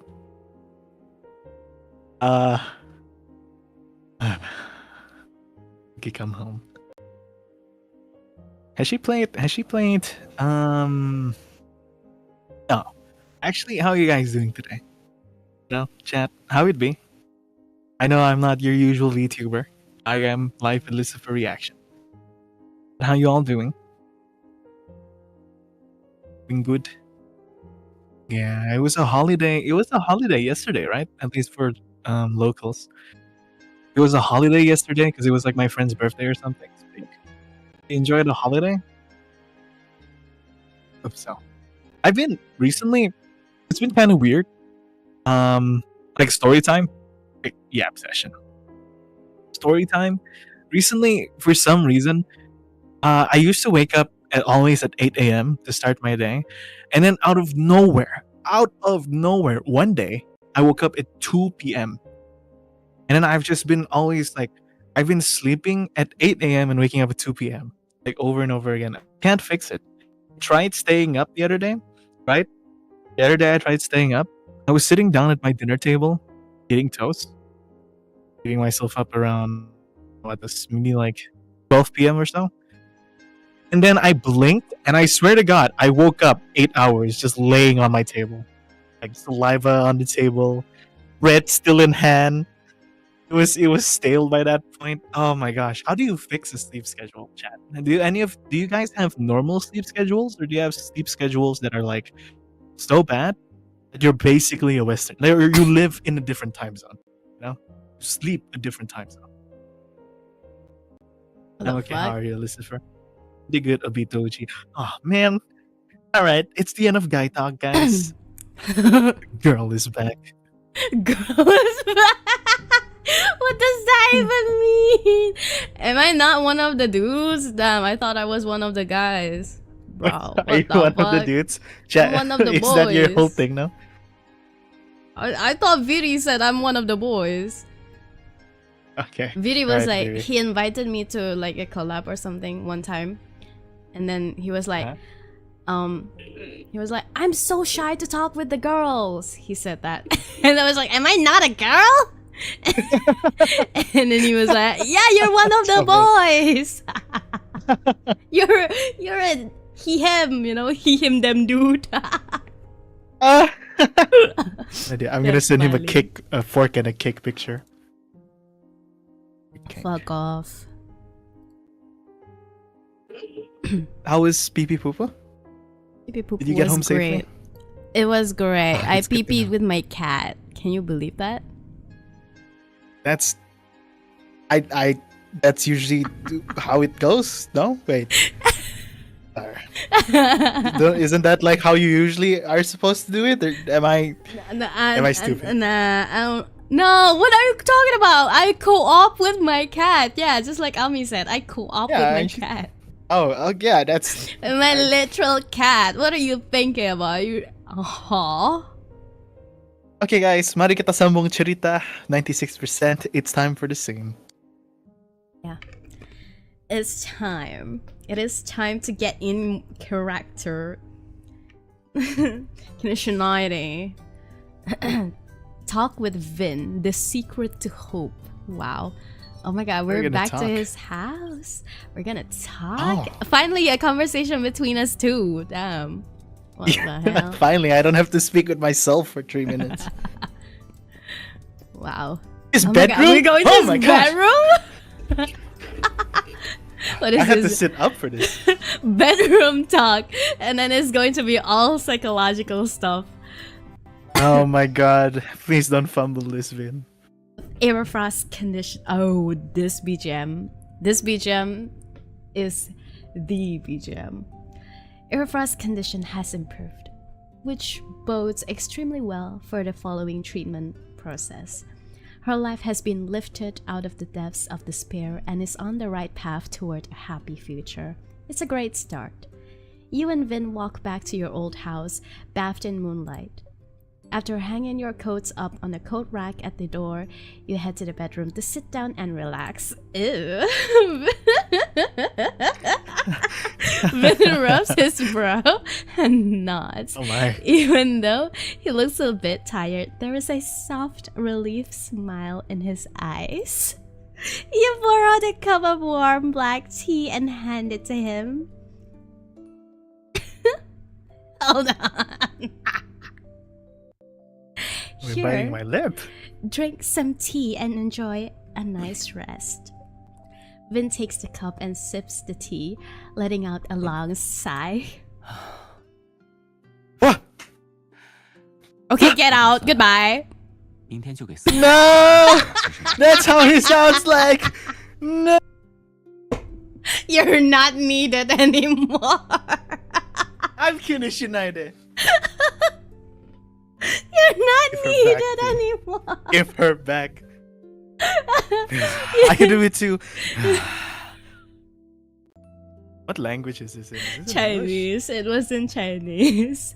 English? It's in Chinese. Speak Chinese now. Yama. What the fuck? Oh shit. Okay, senses. That means, teacher, may I drink water? Or was it go to the toilet? I don't know, one of those. Oh, Vin, sambung Vin. I'm going to call Chloe has Mr. more than one Echo line. and Sabart tomorrow. Huh? Okay, you be the girl. 我做到了。 I'm the girl. Okay. Okay. 他先前说，那个特殊的治疗方案曾经只为哈斯普兰家族用过，不一定适合普通人。 Oh my god, it feels like I'm losing my You're losing your personality. You're losing your identity. 但我用事实证明了这个方案并没有那么绝对。 But why is he still talking about the boring things? 只要改良得当，针对病人的症状做更加个性化的调整，整个治疗结构和进程都可以去。 Oh wait, he's gone. Wait, he's gone. I just realized that he's gone. What the fuck? What the fuck? I just realized that he's gone. Come back. What the fuck?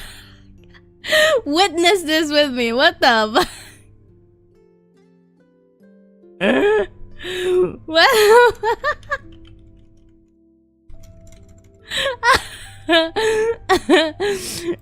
My guy is really gone. No. His what's that Spider-Man meme? Itabagi clip. What does that mean? He's gone. As soon as he say I'm losing my... Yeah. Okay, wait. For real? Okay.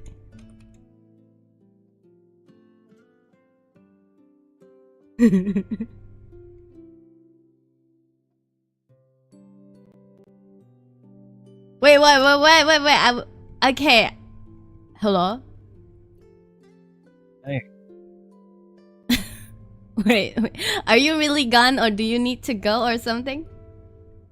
I was just making a moment for you.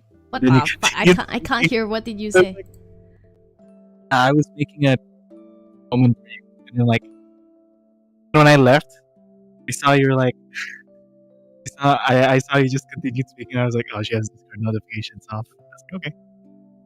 What is wrong with your mic? Something is wrong. I can't really hear you. Okay, hold on. Viri. Come back, Viri. No, that's not Viri. That's Elish. I'm Viri. I'm Viri. No, you're not Viri. Okay, it's good now. What? Say again? What did you say? I think I just came back because I couldn't stand to see him take you away. His Kinishinai voice. This is not even the real Kinishinai voice. The Kinishinade was the Japanese one. What the hell? No! Yeah. Okay. Wait. For real though. If you need to live, that's fine. It's You okay, feel- it's okay, dude. It's Okay. 96%. I'm here for you. Okay. Alright, let's go. Not you voice a girl.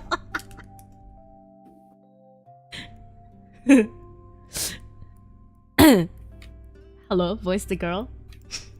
Oh, I'm the girl.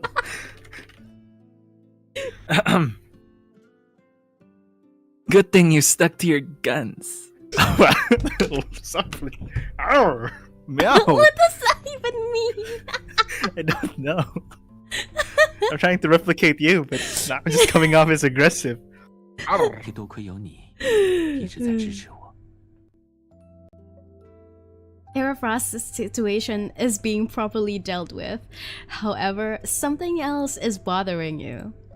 What kind of mental change did Vince's relative undergo when his family experienced a similar situation? I still don't get it. How could they be so cruel to their own flesh and blood?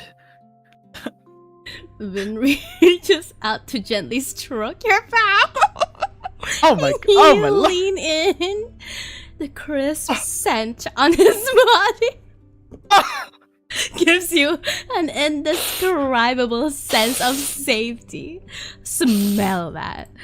小时候的我，在面临类似的情况时，也像你一样，无法理解，也不想理解。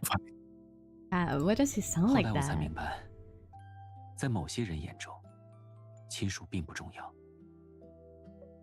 Vin tightly holds onto the teacup you brought him, his knuckles turning slightly white as they wrap around the porcelain. Oh my god, chill. 亲属，这种本就不该掺杂任何俗世利益的天然维系，一旦被当作商品或工具的利诱，对于受害的一方，可以说是毁灭性的打击。 I am scared. 更别提这种事情，若发生在更近的直系血亲之间，比如父母与孩子这种，因为这就相当于创造者否定了被创造者存在的意义和价值。 What is thoughts on this very deep conversation? He seems like a nerd. I'll be honest. with creations. Whoa. Vince's voice. What's your WeChat? That's how my cat told you. A certain errant tone. Just like tonight's breeze, it moves through time and space, peering through the distant years of isolation and continuously reverberating. Yes. Oh, damn, oops, I was Vin. Yes. No child would ever want to be born as a tool. That would only serve to make them psychologically lost and desperate. Was I only born to be your tool? Wait, let me text you something. Stress.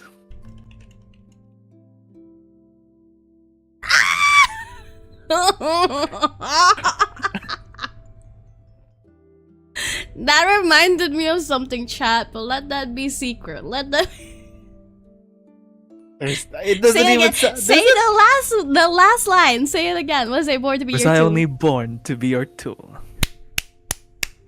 Oh my god, it's the accent, isn't it? Oh, I'm so sick of this. Vin smiles wryly.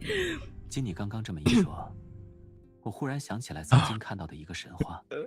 Oh my Yes, god. kiss me, man. Stop telling me bedtime stories. He's nerding out. Look her up. Oh, you're enabling him right What now. a legend. Oh my god, I 神 am. 话大概是讲，一位天神将亲生的神之子视为赢得战争的工具， Bonk shoo. 从而出 Okay. 现动。中间的故事记不太清了，但那个结局我印象很深。被天神封印力量的神之子， This is truly a 最 bedtime 终找回 story 了 right 自己 now. 的力量，向天神复仇。 So, that's how it ended. ... Vin doesn't look at you or respond as you sigh. He's staring off in front of himself, lost in thought. You don't know what he's thinking, but you have a feeling that it isn't anything that could make him happy. However, Vin's expression quickly returns to normal after a few seconds, just as you have something to say to him.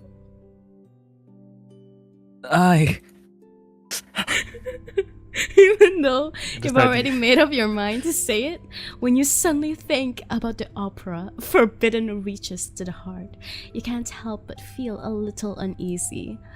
Vin nods, his gaze full of an encouraging warmth. How do you feel being looked at like that by Vin? 说吧，不要顾忌什么。 I just see the captain. Kinishinai, he said. Do not worry. No. 不要怕，不要怕。Kinishinai. Okay, pick a voice, 1 or 2. 2. Actually, I really want to know more about the similar situation you encountered, because you've been acting strange this entire time. And there's something important I wish to say. I'm worried about you. 担心我。 Yeah, I'm worried about the you from before. I'm eating this up, chat. This is the BL that I've been dreaming. I'm so sick of this. How did Vin get through seeing such a similar tragic experience when he was younger? You're scared to even think about it. I'm just here, the third wheeler, and I'm watching this BL. I'm orchestrating this whole that's BL. me. Yeah. I'm coffee. The fuck? You take a deep breath, worried that you might have said too much. But at this very moment, Vin suddenly wraps you in his mouth. No! Oh god, that's you and Vin! Screenshot this right now. Where's the screenshot? Where's the screenshot button? Yep, get that. Vin's arms slope slightly to support the weight of your body. As soon as you look up, you are met with his smiling eyes. Vin holds your waist with gentle strength, making you feel steady without a constraining sensation. I am puking. The suggestive atmosphere brought on by the close proximity causes your cheeks to heat up.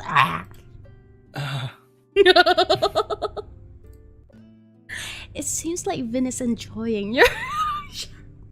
Oh my god. He likes it, and he speaks with a smile.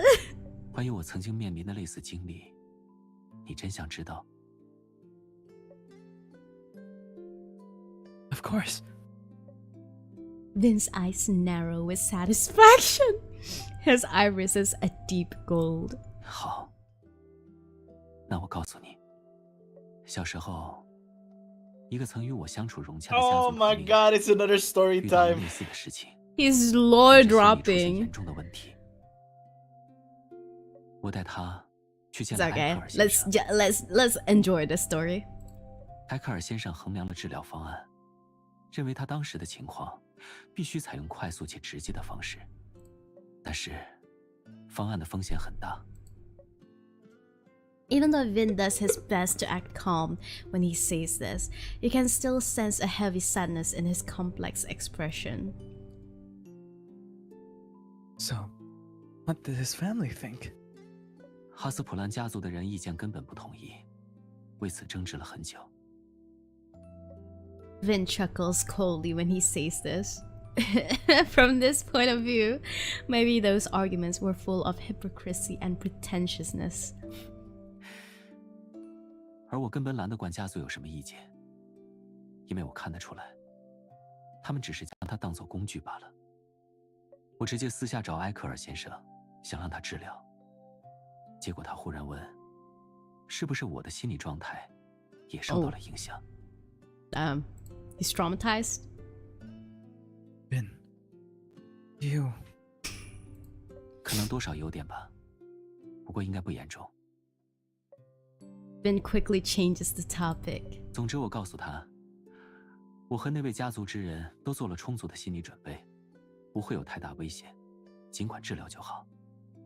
当然，这是那位家族之人曾经在清醒的时刻对我说过的话。Maybe because he doesn't want to mention the person's name, or maybe because they are no longer in contact. Vin vaguely refers to his family member simply as his relative. You feel a little nervous for some reason, and you can't stop yourself from grabbing onto the hem of Vin's shirt. Oh my god, you're grabbing him? It's as if you can see him facing this danger alone through his words, a young boy, both desperate and determined. Wait, how did you mentally prepare yourselves? God, this kiss, dude. Vin is taken aback for a moment, then lets out a laugh. Where's the laugh? He's not laughing. 跟那位老先生一样的问题。 Bruh. Oi! Anak cicak is crawling on my monitor! Sorry, that's mine. Literally on my monitor! Ayaka. Gila. Okay, it went away. Sorry Good night, guys. snack. What the fuck? A little lizard just crawled on my monitor, right on Vin's face. He was like right there. The lizard crawled right there. 他也是问我做了什么心理准备。我告诉他，在那之前我见过许多医生，懂得了心理暗示的方法。不过，我只提的那位家族之人的心理准备是什么？关于自己的，我没说。因为那是我的秘密。What is this? What a meme. What does that even mean? Like, look at this. Okay, mentally preparing himself. Is that even like why would it be a secret? Like why do you keep it a secret? That's so funny. Huh? 其实，这是我第一次对别人提起这件事，也是我第一次主动想说，想分享当年的秘密。 Okay. Vin's smile is somewhat cunning, like a cat sneakily hiding something precious. 我认为那个时候的心理状态没有被影响得更严重，可能也是因为这个心理准备。当时，我赋予自己一个强烈的心理暗示，一个遥远的，要经历漫长时间的。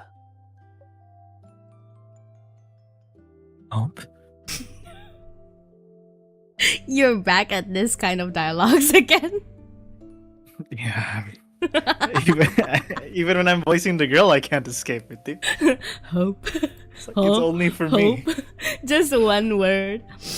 Vin looks at you deeply. 我告诉自己，不必担忧。无论是眼前的这一切，还是身处于家族中的经历，今后，我将会遇到一个能让我感受到纯粹情感的，不掺杂私利而相处的人。我会和这个人经历琐碎，共度艰辛。我会和他尝遍所有美好，见证所有丑陋，坚定不可磨灭的理想。我们会从相遇那一刻开始，乃至今后生生世世，永不分离。Do not perceive me. I am actually... Shut up, Vin. These firm words... I'm just a girl! Shut up. Alright, it's okay. I'll read this. These firm words are branded on his heart like a note, once transforming into a beacon for psychological reconstruction in his past. It now sends shockwaves deep into your soul. Vin's gaze locks onto yours, and you find it impossible to look away. 而如今，我真的拥有了这个希望，那就是你。你说，我是不是很幸运？ Wait, do it again. 而如今，我真的拥有了这个希望，那就是你。 Did you see? Yeah.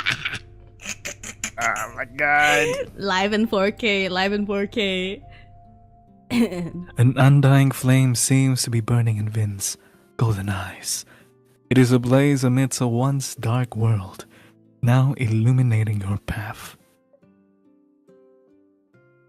Your head floods with thoughts. You reach out and embrace Vin, your breath mixing ambiguously and lingering between you both. No. The rich moonlight pours down as your thoughts dance. At this moment, the delicate starlight is the best answer. What does this even mean? I don't know. They're just being poetic for no reason. That's it. That's it. That's it. Yay. We're done. It led to nothing. What do you mean? It's a starlight suddenly. Leave it be. Not gonna lie, they always end with like ambiguous statements like that. It's kind of funny. Like, what does it actually mean? And it's like, what? It's like, because the game is originally in Chinese, right? It's they usually just direct translate it, so that's why it's kind of poetic. Because in Chinese, they literally put a poem over there. Yeah. Hello, are you there? Yeah, I'm listening to you. I was adamantly listening to you. Yeah. You pack this, I'll pack this. Huh. Huh. Fuck. Huh.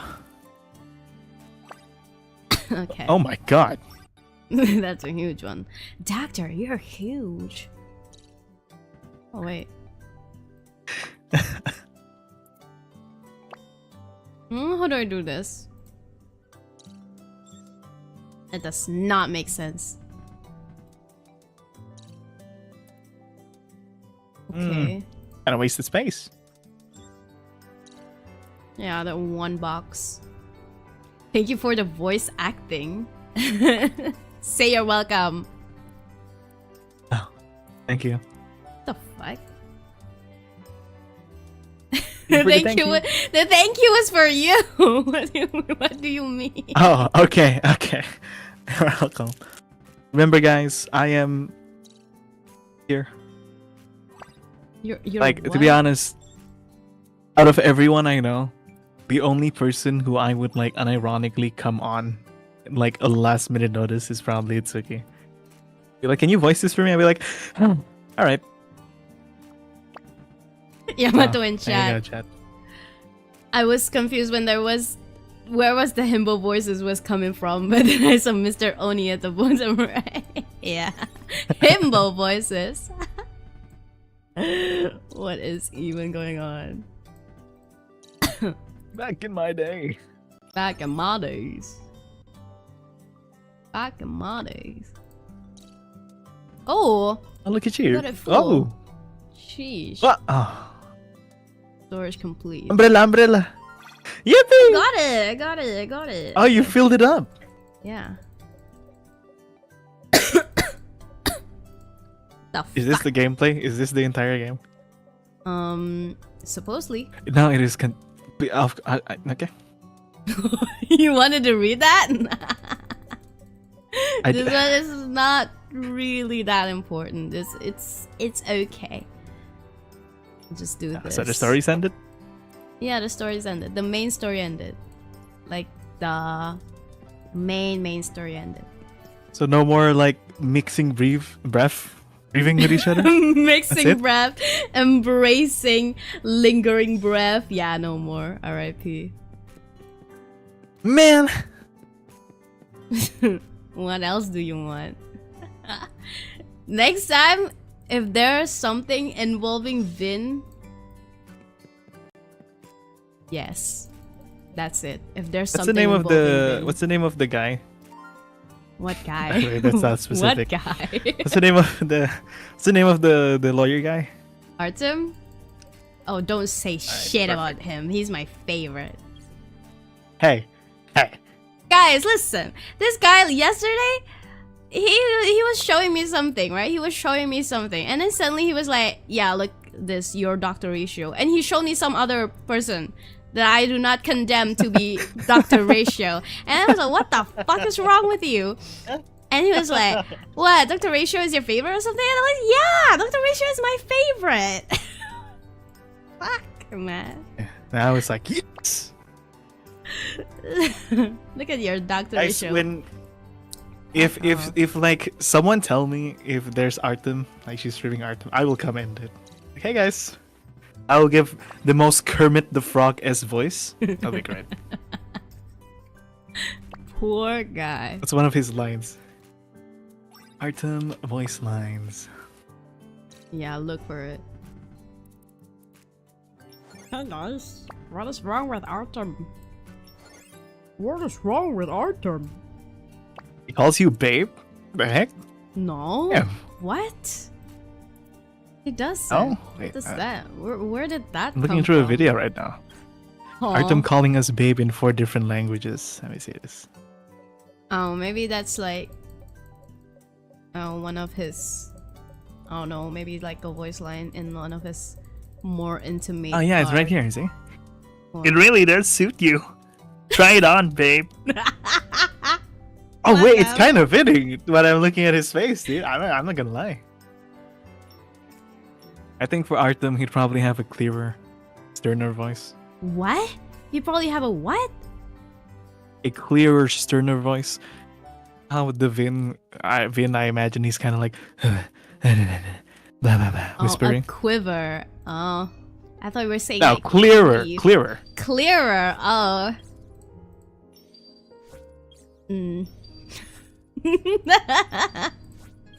Oh my god, he Sure. calls you babe. Wow, that's like the most straightforward I've ever seen. Or is Vin like the only one who keeps like hinting? Just I'm not sure actually. Classical piano scores? Huh? Collect classical piano scores. Collect poker cards. What? How do you even do that? Huh?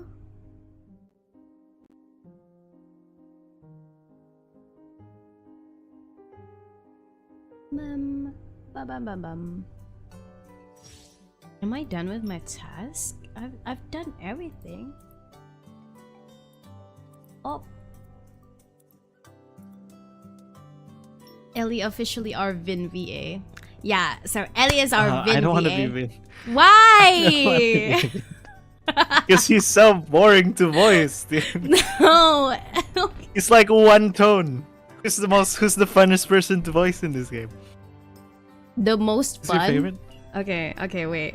Let's go through everyone. Let's go through everyone. Alright. Please be no, absolutely not. Not Luke. Not Luke. Hey, what's wrong? I could pull a Not Luke, whoever Luke. he is. Me and Luke are literally the same person, dude. No, you're not. No, you're not. Okay, this is Luke Pierce. That's literally me. No.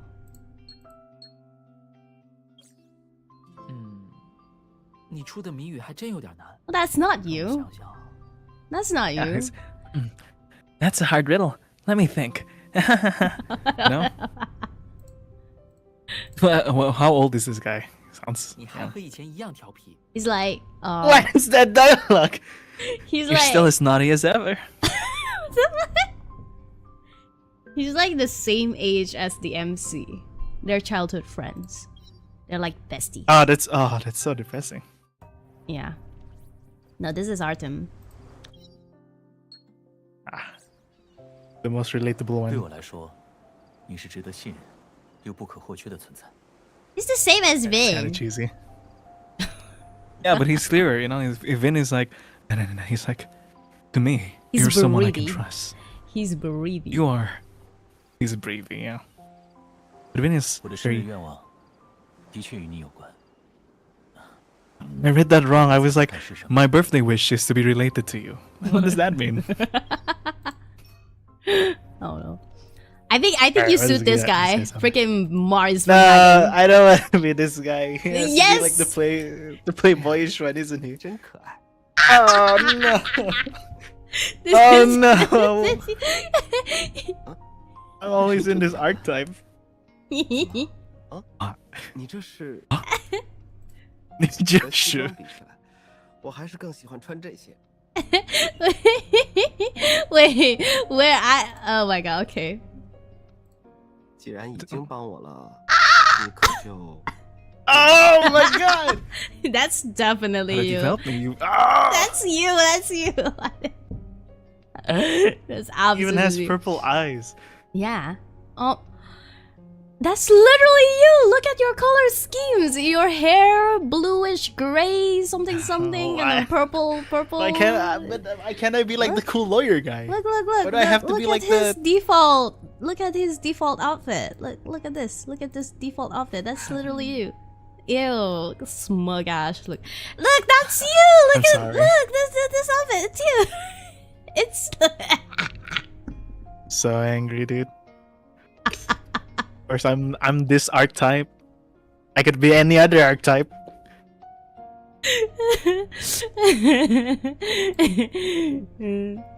Well, show me some cheesy lines of his. What are his cheesy lines? His cheesy lines. He has to have the 接着 cheesiest. 吧，这都是我注重锻炼的。 What the? It's firm, right? This is a result of my training. What does that mean? Which one do you want to see? Freaking video calls. I'm gonna cry. Look at this puppy eyes looking. 怎么这副表情啊？ Fuck off. I didn't even get to read it. I don't want to see it. Not with you right here. Show it to me. That's what makes it interesting. Look, Fuck if I'm off. literally him, I gotta know. 是没想到我会打视频电话给你吗？ See that look on your face? Surprised that I'm video calling you? 原来是因为衣服。我之前不是在电话里说过吗？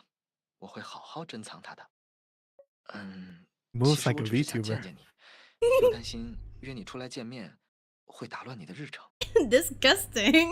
What does that Why am I mean? blushing? Actually, I want to go see you. But I was afraid that going out would mess up your schedule. Why am I blushing? It's 要 not 不约 that. 个时间，我带你去吃泡芙，看你还蛮喜欢的。 He literally moves How like about we you. set a time?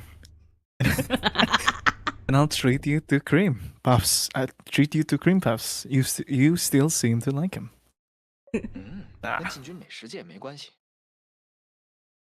它本来呢是合印员工食堂免费提供的甜点，被员工在网上夸了一通，后来就 Okay, 出名了 boring. 哦，厉害。我做事向来追求完美。 Amazing. I've always been a perfectionist. 厉害，厉害，我是厉害。怎么了？ Stupid. 你突然笑什么？我好像也没有说错话。 Sure. That's literally Itsuki when she laughs at things I don't expect her to laugh at. Like, 我刚刚说话， I'll make the Okay. dumbest jokes and she'll laugh for like 2 minutes. 想起小说里的话都 It's not that funny. What the fuck? Leave me alone. I muda Oh my god, wait, what's that line? 说过这样 My tone just now reminded you of those domineering types in novels. What? 你是想故意引起我的注意吗？ What? What the fuck? What is this? 哎，别不理我呀！我错了还不行吗？姐姐， That sounds like something I do fumble, guys. I am a fumbler. I will admit. The I will joke, I will infamous. fumble, like, I was kidding. The infamous freaking achie.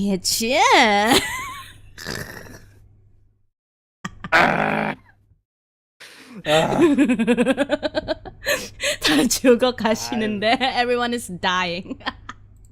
同样的招数对别人没用，对你有用不就好了？而且，压根儿就不存在什么别 Oh 人。 my god. So cheese. He looks so scary though. Bars. What the fuck? What? Why does he look so scary? Why is his eyes so big? 谢谢你选择相信我，还为了这件事去奔波调查。 Ew. 我不会让你失望的。 Ooh. I won't let you down, Miss Itsuki. Ew. Okay. You know, definitely. I'm Enough, definitely enough. more lawyer type. No, you're not. The lawyer is like what? He's like Artem is more of a he's got a gap moe. You don't got a gap moe. What? A gap moe. I have a gap. No, you have a gap, but you don't have a gap moe. Usually I'm me. Sometimes.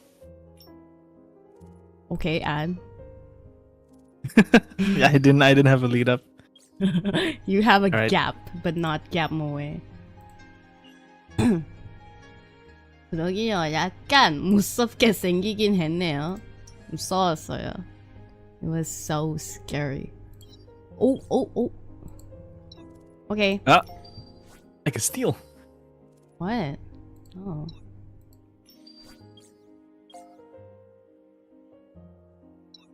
All right. Level. It was fun, chat. It was It was fun, Itsuki. I have to go to band practice now, dancing, for the next concert. But is that me? Yeah, that's okay. Right. Now, okay, I'm gonna end the stream as well. So let's end it together. All right. It was really fun, chat. Thank you for coming out tonight to watch this stupid stream and to watch Elizabeth VA debut. All right. Thank you, Ellie, for coming out to my stream. Yeah. Okay. See you guys again tomorrow. Genshin Impact update. Update your Genshin, Ellie, if you haven't yet. Genshin. Oh man. Yeah. Anyways. Have a good night. Selamat malam.晚安. Oyasumi. 잘 자요. And my ending for the stream is bah. Say it, bah. Bah. Bah. Bah.